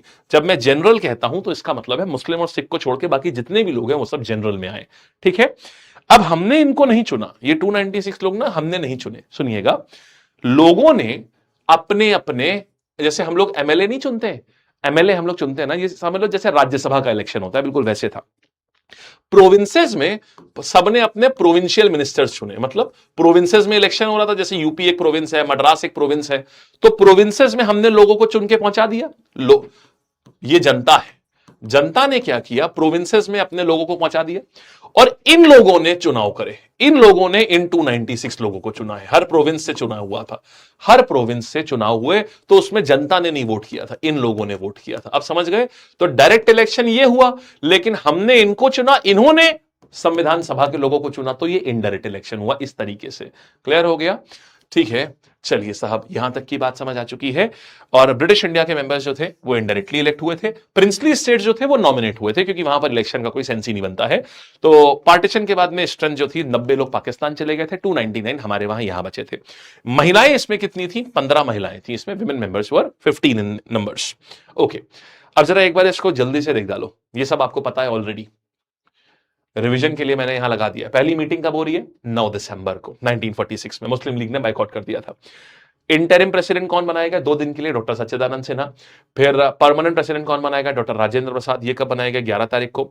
वाइस प्रेसिडेंट इज इंपॉर्टेंट, संविधान सभा का वाइस प्रेसिडेंट कौन था? एच.सी. मुखर्जी और ये V T. Krishnamachari. Objective resolution Jawaharlal Nehru लाते हैं 13 दिसंबर को, और 22 जनवरी को अडॉप्ट होता है। अडॉप्शन डेट इंपॉर्टेंट है इसकी, बच्चे यहां मिस कर देते हैं। फिर ड्राफ्ट संविधान का पब्लिश हुआ था फरवरी 1948 में, ड्राफ्ट कॉन्स्टिट्यूशन पब्लिश हुआ है, ये आ गया यहां पर, ये आ गया ड्राफ्ट कॉन्स्टिट्यूशन। मतलब पहली बार हमारा संविधान पूरा बन के रेडी है 1948 में, मोटा मोटा। अब इसके ऊपर वाद विवाद होगा। तो ड्राफ्ट कॉन्स्टिट्यूशन संविधान का पहला ड्राफ्ट कि देखो भाई हमारा संविधान ऐसा कुछ दिखने वाला है, अब आओ इसके ऊपर हम लोग चर्चा करते हैं एक एक आर्टिकल के ऊपर। तो वो बन के पहली बार फरवरी 1948 में ड्राफ्टिंग कमेटी ने सामने दे दिया था। कॉन्स्टिट्यूशन को हमने फाइनली अडॉप्ट कब किया? 26 नवंबर 1949 को, इसीलिए हम लोग संविधान दिवस मनाते हैं इसी दिन। और संविधान साइन कब हुआ था? 24 जनवरी 1950। 284 मेंबर्स ने साइन किया था इसको। लागू कब हुआ? 26 जनवरी, 2 दिन बाद। फाइनल साइन कब हो रहा है? 24 जनवरी को फाइनल साइन हुआ है। कितना समय मिला? 2 साल 11 महीने 18 दिन, ये हो गया। टोटल सेशन कितने हुए? 11। आखिरी सेशन कब था? इंपॉर्टेंट है, 14 से लेकर 26 नवंबर। इसके बाद सेशन पूरी सभा नहीं बैठी, बस 24 तारीख को साइनिंग सेरेमनी हुई थी। लास्ट सिटिंग कब हुई है? 24 जनवरी, जो साइनिंग सेरेमनी थी। और विमेन मेंबर्स कितनी थी? टोटल 15। साइन कितनों ने किया? 8 महिलाओं ने साइन किया था, 8 महिलाओं ने साइन किया था इसको, ठीक है। फिर और कौन संविधान के ये लीगल एडवाइजर कौन थे? BN राव। इनको बहुत कम रिकॉग्निशन मिला है, इनका रिकॉग्निशन बहुत बहुत बहुत बड़ा था। इनको मतलब ये वो आदमी है जिन्होंने पूरा संविधान एक प्रकार के, इन्होंने बहुत स्टडी करी अलग अलग कंट्रीज के संविधान को, और 6 मतलब कई कंट्रीज जाकर के हर एक का संविधान की डीप रिसर्च करके उसका पॉइंटर्स निकाल के वो सब इन्होंने किया, बट इनको कभी भी वो रिकॉग्निशन मिली नहीं। फिर ड्राफ्टिंग कमेटी के चेयरमैन कौन थे? ये BR अम्बेडकर। पर्पस क्या होता है ड्राफ्टिंग कमेटी का समझ लो। हर आदमी ने, जैसे अलग अलग कमेटी बनी हुई थी, फंडामेंटल राइट की एक कमेटी है, union power committee, union constitutional committee. हर कोई बोलता था ठीक है हमको अपने संविधान में ये चाहिए, हमको ये चाहिए, हमको ये चाहिए, लेकिन उसको प्रॉपर लीगल भाषा में उतारना, प्रॉपर लीगल भाषा में उतारना ड्राफ्टिंग कमेटी का काम था। कि आर्टिकल के अंतर्गत रखना, लीगल भाषा देना उसको, कौन से टर्म चूज करने हैं उसके लिए, वो सारा काम जो था वो BR अम्बेडकर की कमेटी कर रही थी। चीफ ड्राफ्ट्समैन कौन थे? इंपॉर्टेंट है, draughtsman, chief draughtsman drafting committee में ही थे। इनका नाम है, मतलब इन्होंने मुखड़ा, संविधान दिखेगा कैसा, मतलब आर्टिकल, उसका अरेंजमेंट कैसा होगा, इसके पार्ट होंगे, फिर स्केड्यूल पार्ट होंगे, फिर आर्टिकल होंगे, फिर स्केड्यूल होंगे, तो ये सब किसने, मुखड़ा किसने तैयार किया? मुखर्जी ने, draftsman Mukherjee. Secretary of the assembly HVR Iyengar. Important names हैं ये सारे। कैलीग्राफर अंग्रेजी में किसने? संविधान पहले हमारा संविधान प्रिंट नहीं हुआ है, लिखा गया है पूरा संविधान, तो कैलीग्राफी करी है प्रेम बिहारी नारायण रायजादा ने। हिंदी में किसने लिखा है? वसंत कृष्ण वैद्य ने। नाम से दिख रहा है वो इंग्लिश वाला नाम, रायजादा थोड़ा सा अमीर सा दिख रहा है तो इंग्लिश हो गया। हिंदी देखने में मतलब इंग्लिश मानते हैं ना, ऐसा थोड़ा रिची टाइप्स, ये अपना इंडियन बिल्कुल, वसंत कृष्ण वैद्य। फिर डेकोरेटर कौन है? नंदलाल बोस। आपको याद होगा नंदलाल माने भगवान कृष्ण का छोटा बचपन, तो जन्माष्टमी जब हम सेलिब्रेट करते हैं तो बड़ा हम डेकोरेट करते हैं सब कुछ, तो नंदलाल बोस हो गए, ये आ गया। और प्रियम्बल का पेज अलग से BR सिन्हा ने डेकोरेट किया था, ये अलग है, ये स्टैटिक पॉइंटर के रूप में डाल देना। MTS CHSL ऐसे एग्जाम में ये बहुत पूछा जाता है, सिलेक्शन फेज का जो 12th लेवल होता है उसमें ये एग्जाम पूछा जाएगा आपसे। ये तो BR सिन्हा ने अलग से प्रियम्बल का पेज सजाया था, ठीक है। Members of the drafting committee, मोटा मोटा एक नजर डाल लो। मेनली आपको क्या देखना है, ये आपके इधर आ गए N माधव राव, इन्होंने BL मिट्टर को रिप्लेस किया था। और TT कृष्णमाचारी, इन्होंने DP खैतान। इसमें से पूछता है बताओ मृत्यु किसकी हुई थी? पंखे में लटक, ऐसे याद करने के लिए खाली बोल रहा हूं, पंखे में लटक के मृत्यु हो जाती है ना, पंखे का नाम किसमें है? खैतान, इन्हीं की मृत्यु हो गई थी, तो कृष्णा आए थे। तो दोनों लोग, इन्होंने BL मित्तर को रिप्लेस किया माधव ने। देखिए दोनों केसेस में माधव माने कृष्णा ही आए हैं, माधव आए हैं और कृष्णा आए हैं, है ना, दोनों नाम भगवान कृष्ण के ही हैं। तो माधव राव और कृष्णमाचारी, ये कहानी आ गई यहां पर, ये दोनों लोग हो गए, 7 लोग हो गए यहां पर। ध्यान रखिएगा, आप एक चीज देखिएगा, मुखर्जी साहब इसमें नहीं है, जो चीफ ड्राफ्ट्समैन थे। चीफ ड्राफ्ट्समैन जो है वो ड्राफ्टिंग कमेटी के मेंबर नहीं है, वो अलग है, H मुखर्जी साहब। फिर देखेंगे यहां पर, अब इन कमेटी के बारे में बता देते हैं, यहां थोड़ा सा लोगों को कंफ्यूजन होता है, फिर आपको सवाल कराएंगे इसके। देखिए यूनियन पावर कमेटी और यूनियन कॉन्स्टिट्यूशनल कमेटी दोनों में अंतर है। यूनियन पावर कमेटी डिसाइड करती है कि केंद्र के पास कौन सी पावर होगी, माने सेंट्रल लिस्ट, स्टेट के पास में कौन सी पावर होगी, माने सब्जेक्ट, डिफेंस कौन रखेगा, फॉरेन कौन रखेगा, पुलिस कौन रखेगा, ये काम कर रहे थे जवाहरलाल नेहरू, ठीक है। यूनियन कॉन्स्टिट्यूशनल कमेटी का मतलब होता है कि यूनियन कैसी दिखेगी, प्रेसिडेंट की पोजीशन क्या होगी, प्राइम मिनिस्टर की पोजीशन क्या होगी, काउंसिल ऑफ मिनिस्टर्स कहां के होंगे, ये सारा जो है वो यूनियन कॉन्स्टिट्यूशनल कमेटी। सेम कहानी प्रोविजनल कॉन्स्टिट्यूशनल कमेटी में थे सरदार पटेल, वो ये देख रहे थे कि प्रोविंशियल लेवल पे कैसा होगा, विधानसभा होगा या विधान परिषद होगा, कितने राज्यों में 2 सदन की जरूरत है, कितने राज्यों में एक ही सदन चाहिए, तो ये पूरा ये देख रहे थे, ठीक है। Drafting committee BR Ambedkar. Advisory committee, अब ये देखो एडवाइजरी कमेटी क्या थी, इसके अंतर्गत कुछ सब कमेटी बनाई गई थी, समझिएगा, जैसे fundamental rights sub committee, minority sub committee, tribal area sub committee. इसका अर्थ समझो, लोगों को कुछ हक चाहिए थे, जैसे ट्राइबल्स को ट्राइबल बहुत इंडिजिनस होते हैं, वो बहुत जल्दी घुल मिल नहीं पाते लोगों से। लेकिन जब आप एक देश बना रहे हैं तो आप उनको भी तो अपने अंडर ले रहे हैं। तो हो सकता है कोई ट्राइबल राजा होगा जो उनको बहुत बहुत फ्रीडम से रखता होगा, लेकिन अब वो आपके देश में आ रहे हैं तो आप उनके ऊपर बहुत सारा अनुशासन तो लगा नहीं सकते। तो उनके हक को कैसे प्रोटेक्ट किया जाए, इसके लिए एक ट्राइबल एरिया सब कमिटी बना दी। माइनॉरिटीज जो हैं, जो सिख हो गए, पारसी हो गए, मुस्लिम्स हो गए, उनके हक को कैसे प्रोटेक्ट किया जाए, उसके लिए एक अलग सब कमिटी बना दी। फंडामेंटल राइट को, लोगों के, हर इंसान के फंडामेंटल राइट को कैसे प्रोटेक्ट किया जाए, उसके लिए सब कमिटी ऑन फंडामेंटल राइट बना दी। ये सारी सब कमिटी क्या करती थी, एडवाइजरी कमिटी को अपनी रिपोर्ट सौंपती थी। एडवाइजरी कमिटी ये डिसाइड करती थी कि क्या मुझे इनकी रिपोर्ट स्वीकार करनी है, ये पॉइंटर जो इन्होंने बोला है कि संविधान में होना चाहिए, उसको एक्सेप्ट करना या डिलीट करने का काम ये करती थी। जितने पॉइंट एडवाइजरी कमिटी एक्सेप्ट करती थी, फिर वो पॉइंट ड्राफ्टिंग कमिटी को देती थी कि ये देखो भाई, ये फाइनल पॉइंट है हमारे, ये मतलब होता है। तो इसके नीचे कई बार आप देखोगे सब कमिटी ऑन फंडामेंटल राइट, सब कमिटी ऑन माइनॉरिटीज, तो उसका मतलब ये होता है सब कमिटी अपने जो पॉइंटर्स होती थी वो एडवाइजरी कमिटी को देती थी, एडवाइजरी कमिटी इसको रिव्यू करती थी, फिर एडवाइजरी कमिटी देती थी ड्राफ्टिंग कमिटी को, जो कि संविधान में लिख देती थी उसको। ठीक है, चलिए, तो ये हो गया इधर कहानी। अब ये देखो, आप समझ गए ना, sub committee on fundamental right, sub committee on minorities, इस तरीके से। तो fundamental right sub committee, fundamental right तो भाई कृपा है हमारे ऊपर एक प्रकार की, तो कृपलानी। और माइनॉरिटीज की बात करेंगे तो एचसी मुखर्जी, ये आ गए, एचसी मुखर्जी आ जाते हैं सब कमेटी ऑन माइनॉरिटीज। देखो, एम से माइनॉरिटीज, एम से मुखर्जी, सिंपल हो गया। Rules of procedure and steering committee, इसका कोई काम धंधा नहीं था, ये खाली ये है कि आज क्या चर्चा होगा, कल क्या होगा, कैसे बिल डिस्कशन होगा, मतलब संविधान सभा के अंदर काम धंधा कैसे चलेगा, हम लोग कब सुबह सुबह पहुंचेंगे, सबका चाय पानी का इंतजाम कैसा होगा, यही काम था इस कमेटी का। डॉक्टर राजेंद्र प्रसाद को ये मिली थी। स्टेट्स कमेटी, ये सीधे ये Jawaharlal Nehru, negotiation with states की, आपस में कि आप हमारे वहां आ रहे हो तो आपको ये हक, आने का अग्रीमेंट करा लेते थे कौन, जब ये सरदार पटेल। आने के बाद जो नेगोशिएशन हो रहा है वो जवाहरलाल नेहरू। एडहॉक कमेटी और नेशनल फ्लैग, ये आ जाएंगे डॉक्टर राजेंद्र प्रसाद।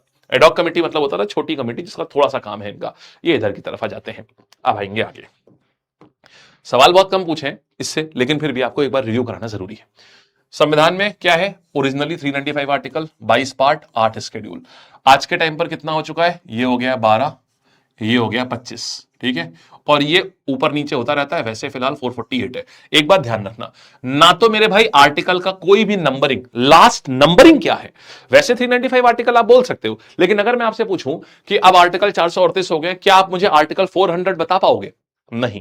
क्या आप आर्टिकल 405 बता पाओगे, 407, 410, नहीं। क्यों, क्योंकि आर्टिकल जो बढ़े हैं ना, उनका आखिरी नंबर 395 ही है। ये आर्टिकल ऐसे बढ़े, A B C D, 21A, 22T, 23D, 23E, 23F, ऐसे करके आर्टिकल्स को बढ़ाया गया है।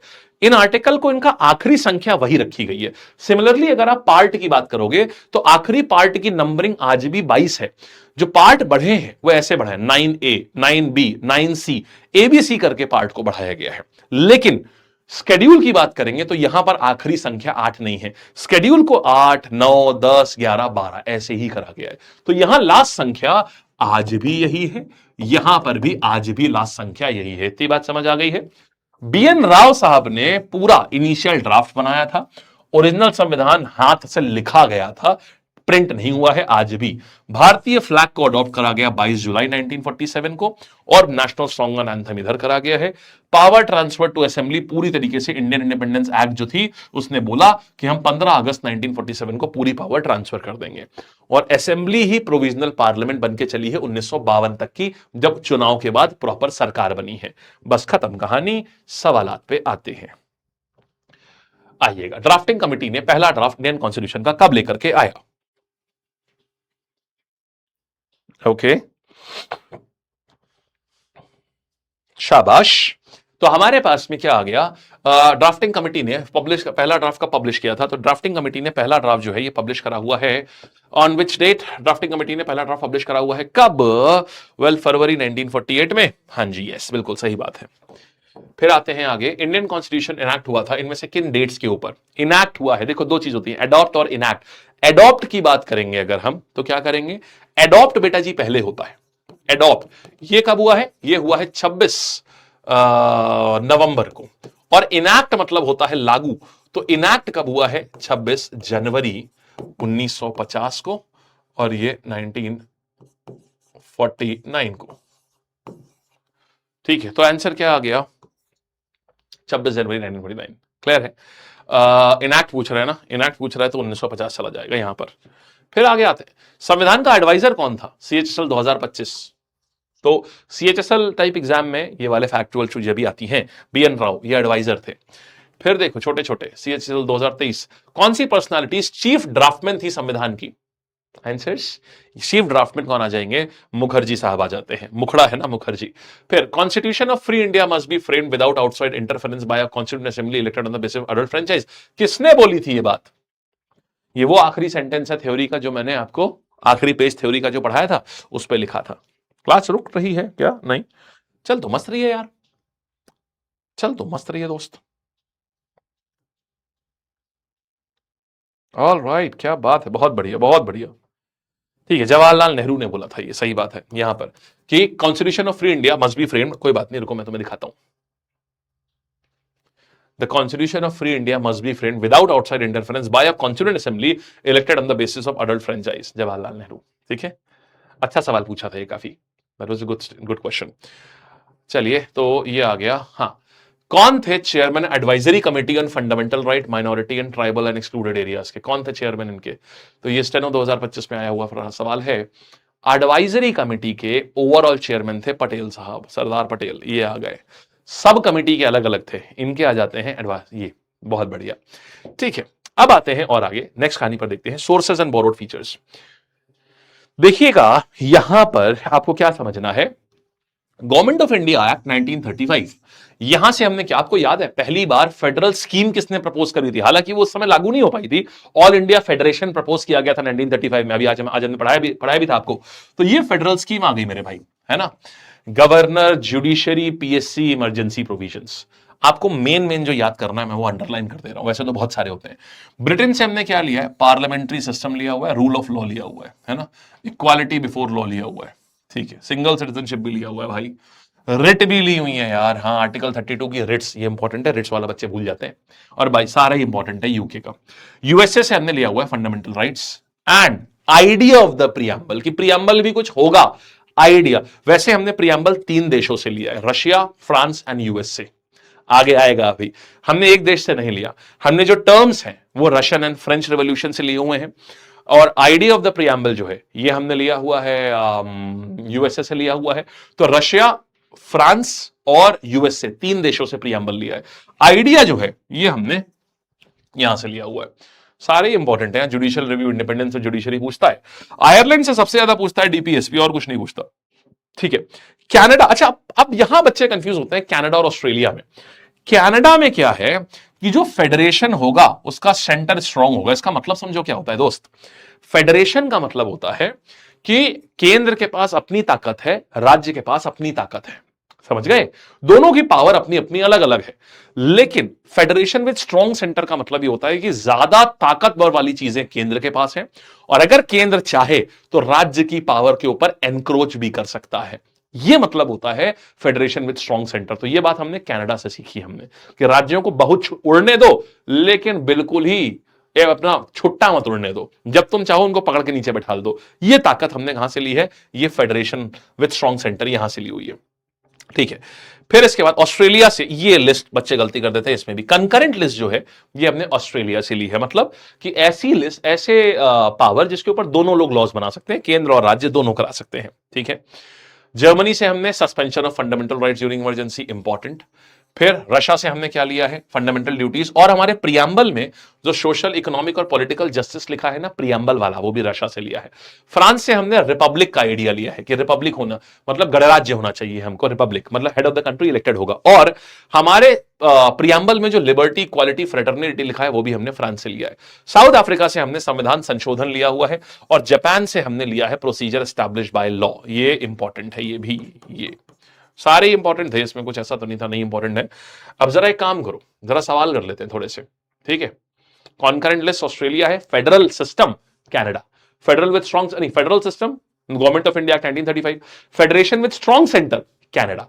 इसी में गलती करते हैं, बाकी किसी में गलती नहीं करते बच्चे वैसे। आओ, ये तो पढ़ चुके हैं हम लोग पूरी की पूरी। आओ यहां आते हैं, कौन से कंट्री से हमने Republican feature of Indian constitution लिया? आंसर देना भाई, चलिएगा। ओके, हाँ जी प्राप्ति, लेट हो गए, अच्छी क्लास थी बहुत, पूरा कर लेना। हाँ अभी आएगा निहाल, उसके ऊपर भी सवाल है अभी। Come on, yes,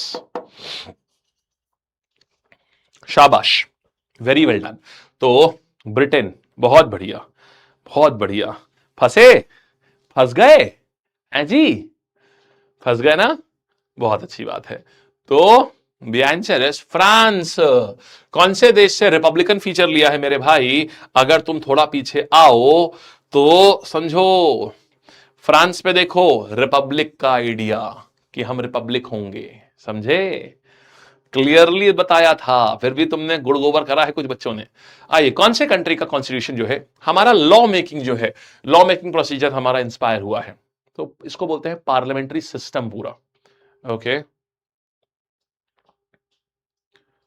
okay okay okay, नहीं इसको रिवाइज कर लो राहुल, स्टार्ट मत करो, इसको रिवाइज करो। शाबाश, बिल्कुल सही, Britain is the right answer, good. Next, judicial review salient feature है, हमने कहां से लिया हुआ है? जुडिशियल रिव्यू हमने कहां से लिया हुआ है? यूएस से लिया हुआ है ये, ठीक है। नेक्स्ट, इंडियन कॉन्स्टिट्यूशन में concept of equality before law, ये हमने कहां से लिया हुआ है? इक्वालिटी बिफोर लॉ हमने कहां से लिया हुआ है? ठीक है, तो हमने equality before law judicial process में कहां से लिया हुआ है?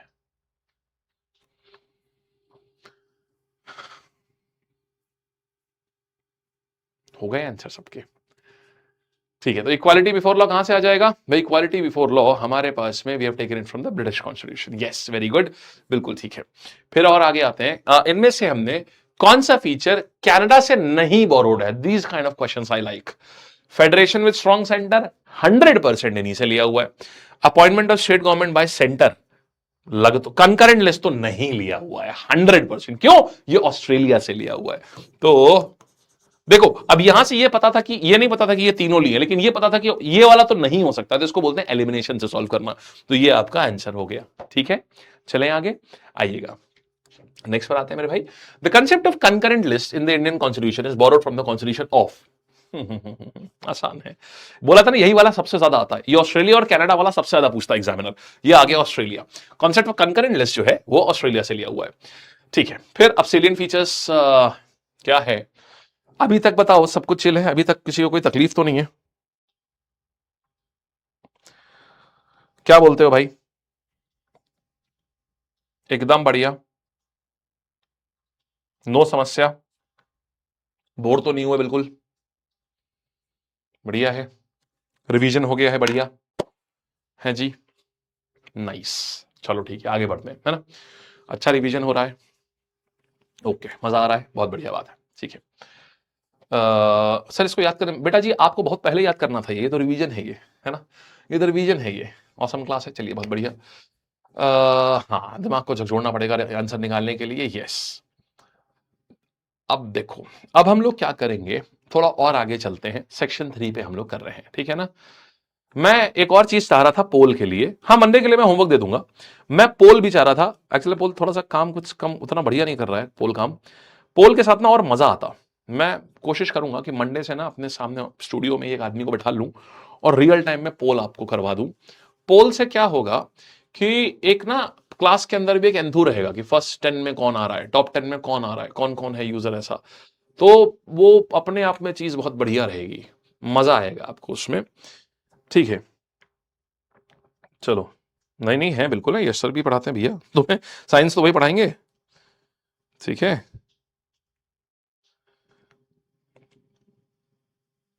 चलिए ओके, शुरू करते हैं आगे। हाँ, अब देखो भाई, नेक्स्ट कहानी पर आते हैं बालकगण। अब हम मूव कर रहे हैं किसके ऊपर? नेचर एंड उसके ऊपर, फिर हम लोग थोड़ा सा वो भी करेंगे, सवाल करेंगे।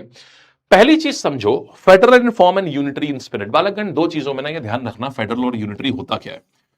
देखो मैं रिवाइज भी करवा दे रहा हूं, फेडरल और यूनिटरी, इसका मतलब समझो क्या है यार। फेडरल का मतलब समझो क्या है, तेरा भाई, तेरी पावर तेरी, मेरी पावर मेरी, समझे? ये जैसे यूएसए में क्या होता है कि यूएसए में ना, जैसे यूएसए में तो हमारा देश है, जैसे एक सेंट्रल है, फिर स्टेट्स होते हैं हमारे वहां, यूएसए में भी यही है, हमारे वहां 28 राज्य है, उनके वहां 50 राज्य है। फेडरल का मतलब है कि 50 राज्य में जो पावर राज्य की है वो राज्य की है, फिर केंद्र ले नहीं सकता है उसको, और जो पावर केंद्र की है वो केंद्र की है, मतलब प्योर डिवीजन। ये तेरा, ये मेरा, कोई ओवरलैप नहीं, ना मैं तेरा ले सकता हूं ना तू मेरा ले सकता है। That is called as federal. Unitary में क्या होता है, यहां पर सेंटर बहुत ताकतवर होता है। सेंटर मतलब दिखावे का तो ये होता है कि भाई ये देख, ये स्टेट की पावर है, ये केंद्र की पावर है, लेकिन जब केंद्र की मर्जी होगी ना, ऐसा मुंह खोलेगा और केंद्र को भी अपने अंदर ले लेगा। समझ गए? That is called, that is unitary. ये होता है कहां पर, ये होता है हमारा, ये ब्रिटेन में होता है ये।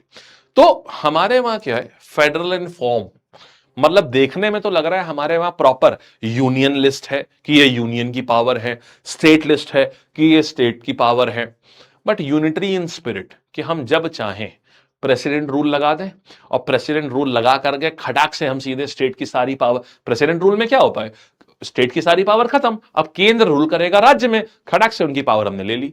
मतलब देखने में फेडरल है लेकिन असल में यूनिटरी का पूरा अंदर पूरा हिसाब किताब यूनिटरी का बना हुआ है। तो इसी को बोलते हैं federal in form, unitary in spirit. इसको हमने तो एक नया टर्म बना, हमारे एक केसी वियर थे, बोले क्वासी फेडरल है, मतलब थोड़ा नकली फेडरल है, थोड़ा आधा फेडरल है, ये है क्वासी। मतलब होता है नॉट ट्रू, ये मतलब होता है क्वासी, क्वासी जुडिशियल या हाफ ट्रू।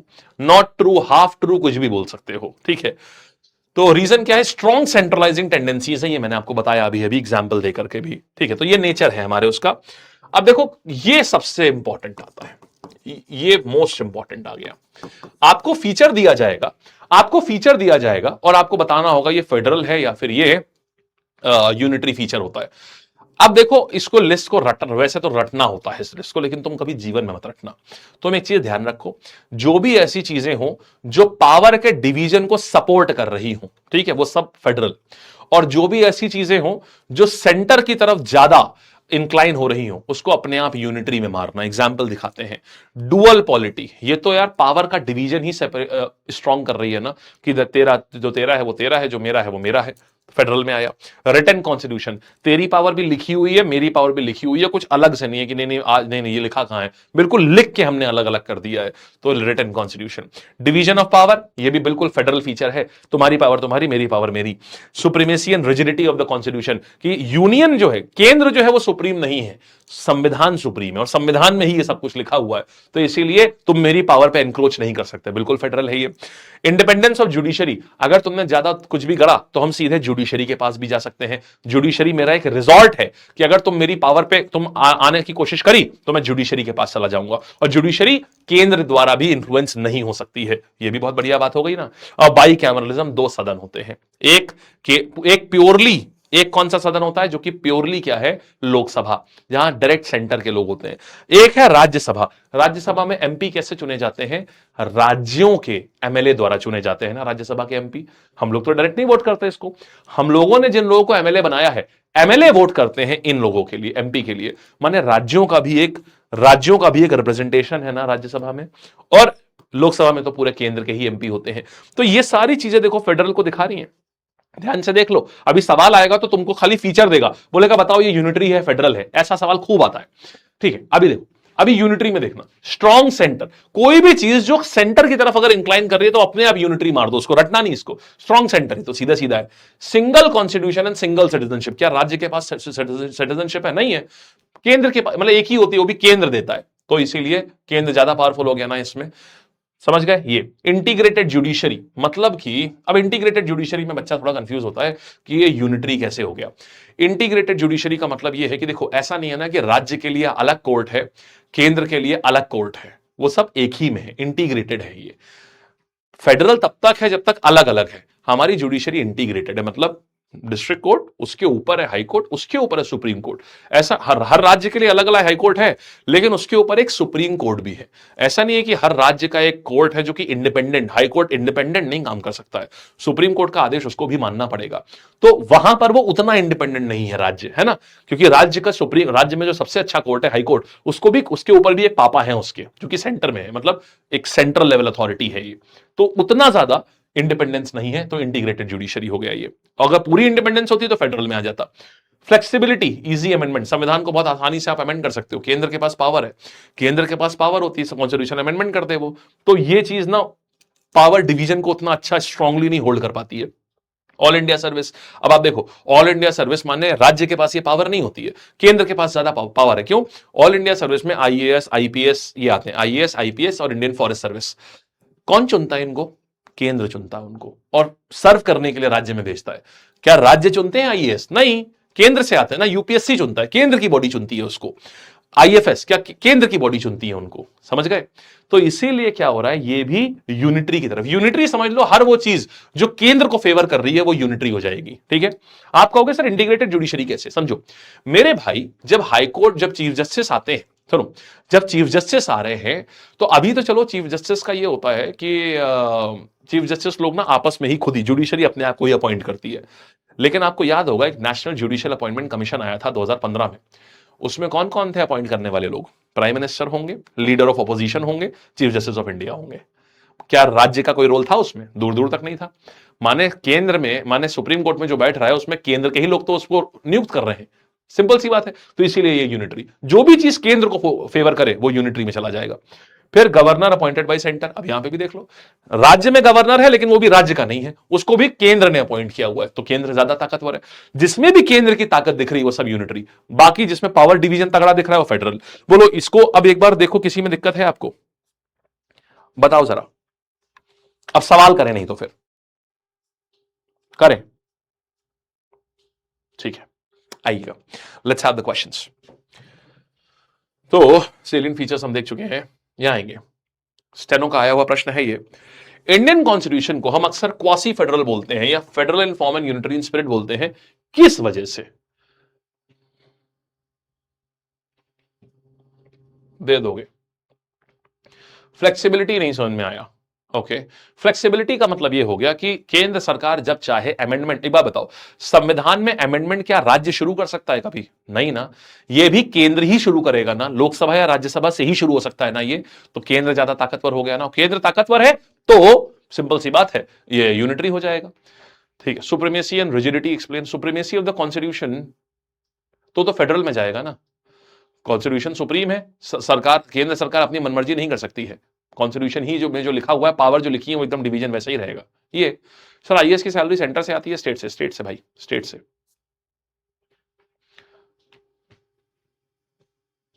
वेरी गुड यार, बिल्कुल सही जवाब है, शाबाश।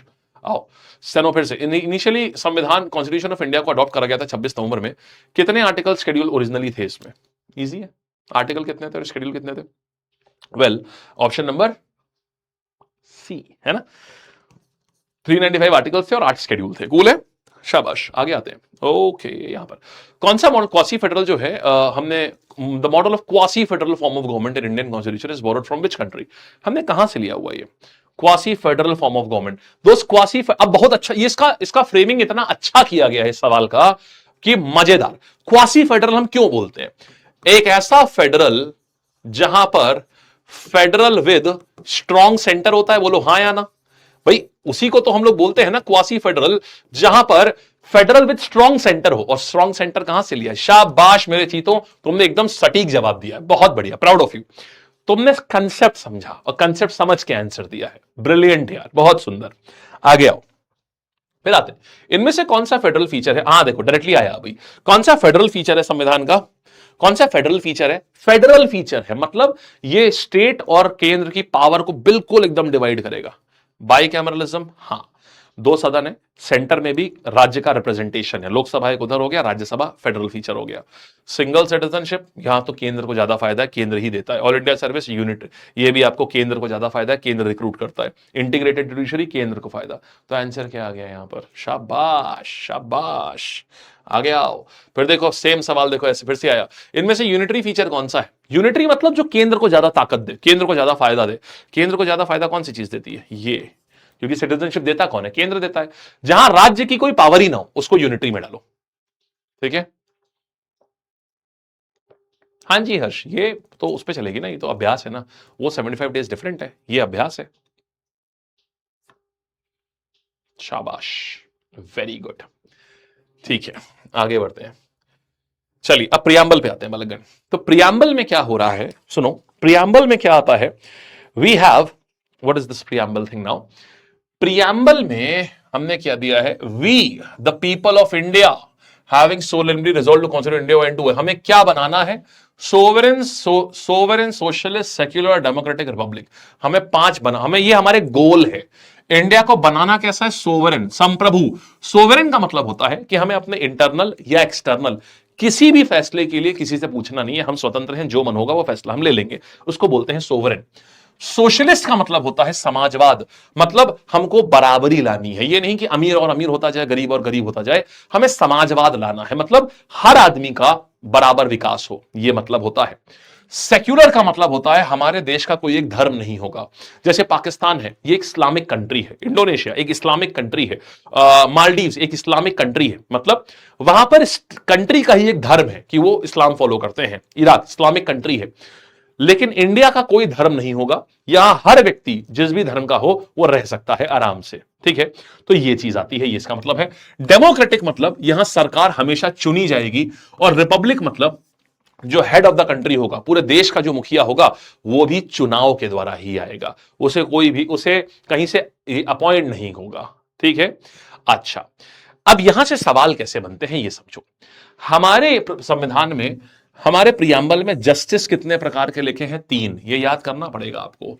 जस्टिस कैसे हैं, ये पॉलिटिकल, इकोनॉमिकल, सोशल, ठीक है। अब आप चाहे पीएस एसईपी कैसे करके भी याद कर लो, 3 प्रकार के जस्टिस हैं। लिबर्टी कितनी है, 1 2 3 4 5, अब इसको 5 कहो या 4 कहो आपके ऊपर है। थॉट की, एक्सप्रेशन की, बिलीफ की, फेथ एंड वर्शिप की, मतलब आजादी किस चीज की है, मेरे पास आजादी है, मैं कुछ भी सोच सकता हूं, कुछ भी बोल सकता हूं, कुछ भी मान सकता हूं, और किसी को भी पूज सकता हूं, कोई भी किसी को भी पूज सकता हूं, इसकी भी मेरे पास लिबर्टी है। न्याय कैसा होना चाहिए, सामाजिक न्याय, स्त्री पुरुष सबको बराबर बराबर, समाज के हर वर्ग, गरीब अमीर सबको बराबर। इकोनॉमिकल न्याय मतलब अगर कोई नौकरी की अपॉर्चुनिटी है तो वो सबके लिए होगी, ये नहीं कि गरीब के लिए है, नहीं है अमीर के लिए है, नौकरी की अपॉर्चुनिटी है तो सबके लिए होगी। पॉलिटिकल न्याय होना चाहिए, मतलब आज अगर ये नहीं है कि भाई सिर्फ और सिर्फ मान लीजिए पॉलिटिक्स में आना है तो सिर्फ महिलाएं ही आ सकती हैं, सिर्फ पुरुष ही आ सकते हैं, या सिर्फ सवर्ण आ सकते हैं, या सिर्फ दलित आ सकते हैं, नहीं, कोई भी आ सकता है।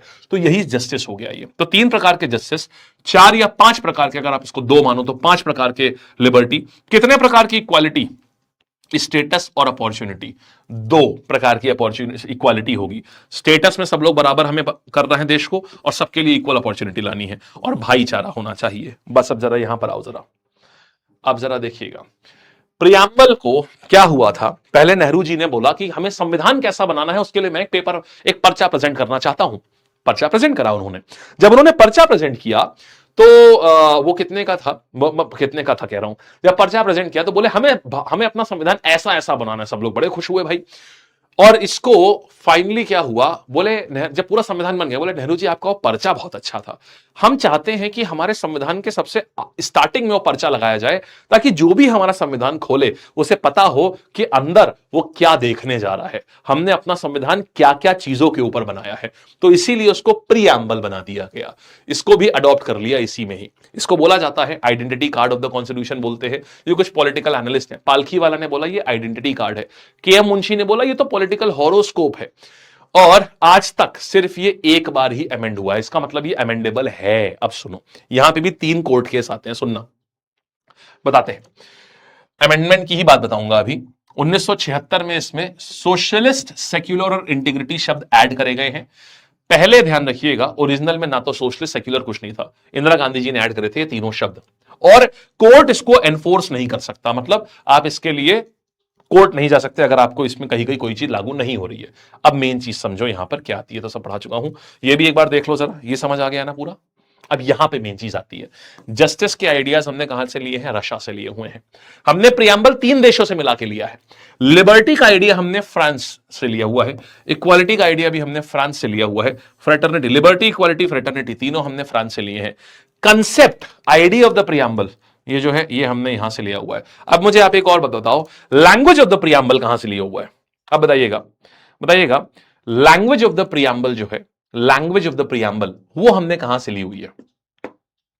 शुरू करो सारे जन, हमने लैंग्वेज ऑफ द प्रियम्बल कहां से लिया हुआ है। ओके जी, इंतजार कर रहे हैं हम भी। शाबाश शाबाश शाबाश शाबाश शाबाश, कुछ लोगों के आंसर जो है वो आए हैं और बढ़िया आए हैं, गुड, बढ़िया है, ठीक है। सबके नहीं आए हैं बस। All right, language of the preamble हमने किस देश से ली है, ये हमारा सवाल था। ठीक है, जो जवाब आए हैं इसके उपलक्ष्य में वो सभी का आया है ऑस्ट्रेलिया, जो कि एकदम सत्य है।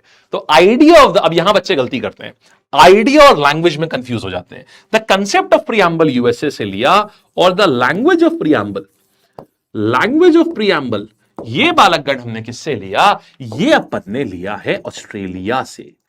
कैसा लगा, समझ आई बात एकदम? अब आओ सवाल करो। अब देखो, हाँ ये भी देखो, ये तो खैर मैं आपको पूरा बता चुका हूं मीनिंग। सोवरेन का मतलब क्या होता है, सोशलिस्ट, सेक्युलर, डेमोक्रेटिक, रिपब्लिक, ये मैंने आपको सारे के सारे ऑलरेडी बताई दिए हैं। यहां समझो, ये केस है 3। सबसे पहले का केस था बेरूबरी यूनियन। वहां पर उन्होंने बोला कि प्रियम्बल जो है वो संविधान का पार्ट है ही नहीं, ऐसा सुप्रीम कोर्ट ने बोला। केशवानंद भारती ने बोला, केशवानंद भारती केस में बोला कि हां ये है। तो बी वाल मतलब बेरूबरी वाले में हुआ, बेरूबरी में क्या हुआ, प्रियम्बल को बाहर कर दिया गया, संविधान का पार्ट नहीं माना गया और संविधान का पार्ट नहीं है ये। फिर केशवानंद ने बोला कि नहीं नहीं नहीं, ये संविधान का पार्ट है और इसको संशोधन भी किया जा सकता है, क्योंकि अगर देखो संविधान का तो संशोधन किया जा सकता है और अगर कोई चीज संविधान का पार्ट है तो फिर वो भी संविधान ही हो गया और संविधान का तो संशोधन हो सकता है। तो केशवानंद भारती केस में बोला गया कि हां ठीक है, ये भी जो है इसमें भी आप अमेंडमेंट कर सकते हैं। तभी 1973 का ये केस है और इसीलिए पहला संशोधन इसमें 1976 में हुआ है। फिर एलआईसी ऑफ इंडिया का एक और केस आया, उसमें भी सुप्रीम कोर्ट ने रीअफर्म किया कि हां preamble is a part of constitution. यहां पर प्रियम्बल संविधान का पार्ट है और इसको भी अमेंड किया जा सकता है, क्योंकि ये बेसिक स्ट्रक्चर डॉक्ट्राइन में नहीं आता है। बेसिक स्ट्रक्चर का मतलब होता है आप संविधान में कुछ भी बदल दो, लेकिन जो उसका मूलभूत भावना है वो खराब नहीं होनी चाहिए। और प्रियम्बल को बेसिक स्ट्रक्चर में नहीं माना जाता है। बेसिक स्ट्रक्चर में किसको मानते हैं, फंडामेंटल राइट्स को, इस टाइप की चीजों को। अब जरा देखिएगा, सवालात करिए जरा, इनमें से कौन सी चीज मेंशन, इनमें से कौन सी चीज मेंशन है प्रियम्बल में? इक्वालिटी, स्टेटस एंड एम्प्लॉयमेंट की, स्टेटस एंड अपॉर्चुनिटी की, है ना, गलत हो गया। फ्रेटर्निटी से ह्यूमन डिग्निटी होगी, फ्रेटर्निटी से डिग्निटी कैसे आती? फ्रेटर्निटी तो भाईचारा होता है ना। तो जस्टिस कितना, social, economical and administrative, administrative तो वर्ड ही नहीं उसमें कहीं पर भी। कटलेस आंसर, शाबाश, ये हो गया।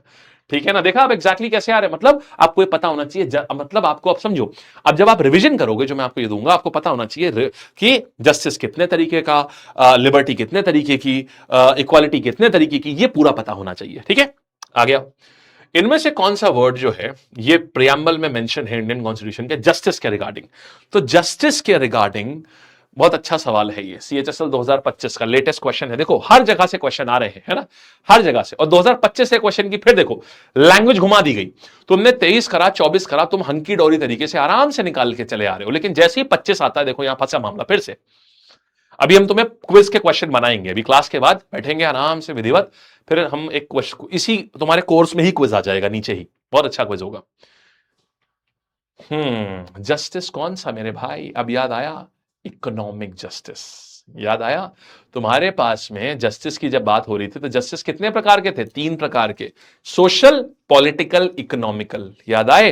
तो वो जो टेबल बनाई थी एक, देखो, तो सोशल, पॉलिटिकल, इकोनॉमिकल, ये वाला जस्टिस। अब जरा तुम देखो, तुमको याद होगा भैया, एक हमने आपको ये टेबल बोली थी, यहां दिखाई थी, ये वाला जस्टिस कितने? 3, सोशल, इकोनॉमिकल, पॉलिटिकल, है ना। लिबर्टी कितनी? 5, अगर आप फेथ और वर्शिप को अलग अलग लेते हो तो। इक्वालिटी कितने? 2, स्टेटस एंड अपॉर्चुनिटी। और एग्जामिनर हर बार ऐसे ही खेल रहा है, status and employment, status and something. तो तुमको ये याद करना है, प्रियम्बल में यहीं से सवाल उठाता है। ठीक है, चलो और दिखाते हैं तो तुम्हें और अच्छा लगेगा और समझ आएगा कि कैसे बनाता है। 26 जनवरी 1950 में इंडिया क्या हुआ था? इंडिया सोशलिस्ट और सेक्युलर बना था ना, सोशलिस्ट सेक्युलर तो था ही नहीं, है ना। तो इंडिपेंडेंट स्टेट बन गया था, ओके, यूनिटरी बना था, सोवरेन, डेमोक्रेटिक, रिपब्लिक। यस, हम सोवरेन थे, डेमोक्रेटिक थे, रिपब्लिक थे, ये सारी चीजें थे। यहां पर इंटीग्रिटी, सोशलिस्ट, सेक्युलर नहीं था, वो नीचे वर्ड है नहीं, बस खत्म कहानी।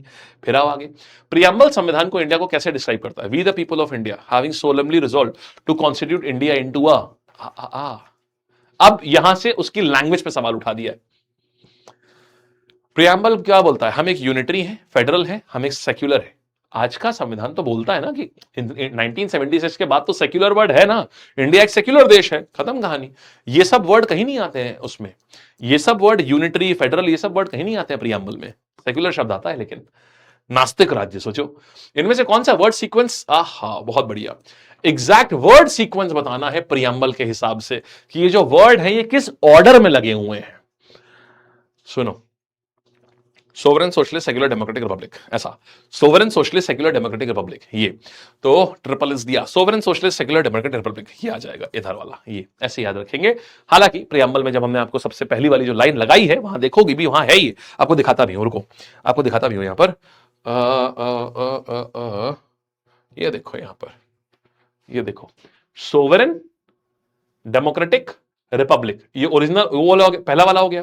फिर अब इंदिरा गांधी जी वाला जो वर्जन है उसमें सोवरेन के बदले में सोशलिस्ट आ गया, सोवरेन सोशलिस्ट सेक्युलर, सोशलिस्ट और सेक्युलर बीच में आए हैं, फिर डेमोक्रेटिक रिपब्लिक, ये ओरिजिनल वाला संविधान है। यहां पर हमने जो फोटो लगाई है आपके पे, ठीक है, ये देखो, और सीक्वेंस बिल्कुल ऐसे आता है जो लिखा हुआ है यहां पर। ये जो नोट्स हैं ये बहुत अच्छे हैं, ये आप इनसे अगर पढ़ोगे ना तो बढ़िया आपका रिवीजन अच्छा हो जाएगा। बहुत मतलब आपको जो मिलेंगे ना वो इसका पीडीएफ वर्जन मिलेगा जो प्रिंट रेडी है, आप उसको प्रिंट भी करा सकते हो। बहुत चुन के नोट्स बनाए गए हैं, बहुत ही अच्छे नोट्स हैं, क्योंकि हमने उसको ऐसे ही बनाया है कि आप उसको ना खट से रिविजन कर पाए आप उसका, बहुत प्यारा सा। यहां आते हैं, इनमें से कौन सा एनफोर्सिएबल है इंडियन कॉन्स्टिट्यूशन द्वारा? प्रियम्बल तो एनफोर्स कर ही नहीं सकते, छोटी सी लाइन पे पूछ लिया, फंडामेंटल राइट्स एनफोर्सिएबल होते हैं, ठीक है। फिर आ गए यहां पर, इनमें से कौन सा वर्ड नहीं है ओरिजिनल पार्ट, ओरिजिनल का पार्ट नहीं था, ओरिजिनल में रिपब्लिक था, सेक्युलर नहीं था, ये नहीं था, है ना, यही पूछा था। लिबर्टी इक्वालिटी फ्रेटर्निटी स्लोगन है, हमने कहां से लिए हैं, किस जगह से आए हैं, ये सारे के सारे हमारे पास में आए हैं फ्रेंच रेवोल्यूशन से, दैट्स इट।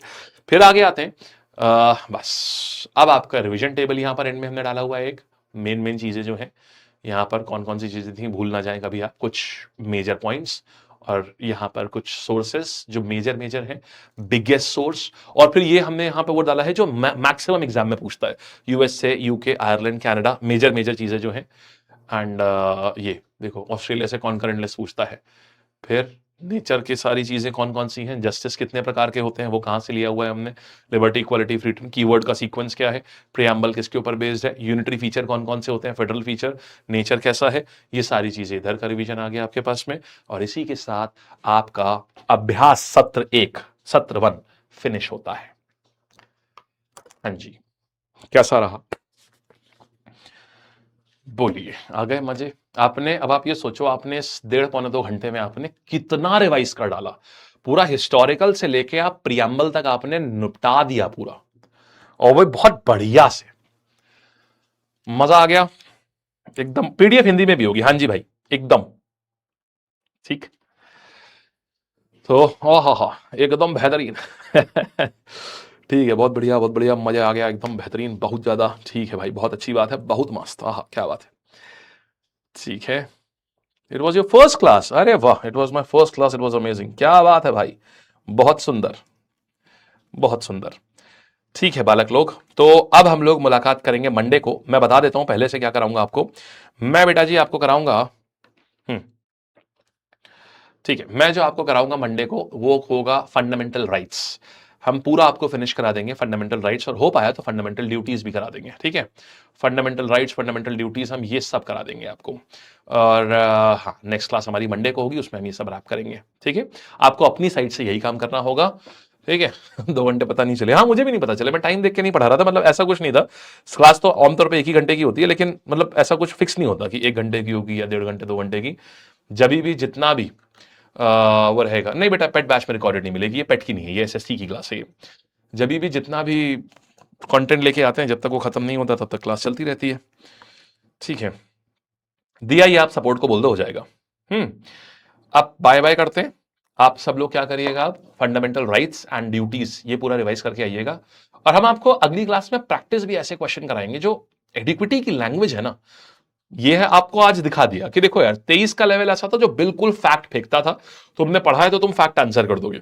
25 का लेवल क्या है ना कि तुमने फैक्ट पढ़ा हुआ है लेकिन तुम क्वेश्चन ही नहीं कॉम्प्रिहेंड कर पाओगे कि वो पूछ क्या रहा है उस फैक्ट से। जबकि तुमने वो फैक्ट पढ़ा होगा। और उसमें दिक्कत नहीं है, जब तुम इसी लेवल के क्वेश्चन को प्रैक्टिस करोगे, हम तुम्हारा ना क्वेश्चन का वो पोस्टमार्टम करेंगे कि हर कोई ऑप्शन क्यों नहीं सही है। जैसे जैसे हम तुमको ये बताने करेंगे ना, देखना तुम 7-8-10 दिन में तुम एकदम राजा आदमी हो जाओगे। तुम्हें लगेगा भाई ऐसे ही क्वेश्चन करने हैं मुझे, क्योंकि ये क्वेश्चन कोई नई ब्रीड नहीं है। सीडीएस में ना, यूपीएससी सीडीएस में यही सेम टाइप ऑफ क्वेश्चन आते हैं, पीसीएस में सेम टाइप ऑफ क्वेश्चन आते हैं, बस वही तुमसे पूछ रहा है अब। ठीक है, चलिए आज का टारगेट बच्चे यही है। क्विज आज का क्लास का मैं बनवाता हूं जाकर के, अब बनाता हूं जाकर के, बैठता हूं, मतलब मान के चलो कि क्या आज अभी क्या 8 बज रहा है, 10 बजे तक देखो बन जाएगा। ठीक है, चलिए, thank you guys, tata, take care. It was a brilliant session with you all, it was fun, it was full of energy. We मतलब पता ही नहीं चला 2 घंटे कब हो गए, एंड इट वाज ऑसम। मिलते हैं हम लोग मंडे नहीं, ट्यूसडे, टीटीएस है ना हमारा, हाँ, तो ट्यूसडे को मुलाकात करेंगे हम लोग, मंगलवार को हमारी मुलाकात होगी। कल खूब बढ़िया से करिए, कल सब लोग एक मॉक जरूर दीजिएगा, ठीक है, कहीं से भी दे दो, हमारे प्लेटफॉर्म से दे दो, कहीं से भी, जिसका भी आपके पास मॉक टेस्ट प्लान हो, एक मॉक जरूर दे दीजिएगा। हमें आपके मार्क्स चाहिए होंगे, सबके कलेक्ट करेंगे हम मार्क्स, ताकि हम लोग ये ट्रैक कर पाए हर हफ्ते आपके मार्क्स ऊपर बढ़ने हैं, आप कितने ऊपर बढ़े हैं आपके नंबर, वो ट्रैक कर पाए। ठीक है, क्लियर, बस रिवीजन करके आओ, बाकी हम क्लास में फिर से रिवीजन कराएंगे ही। ठीक है, चलिए, thank you, bye bye, all the best guys.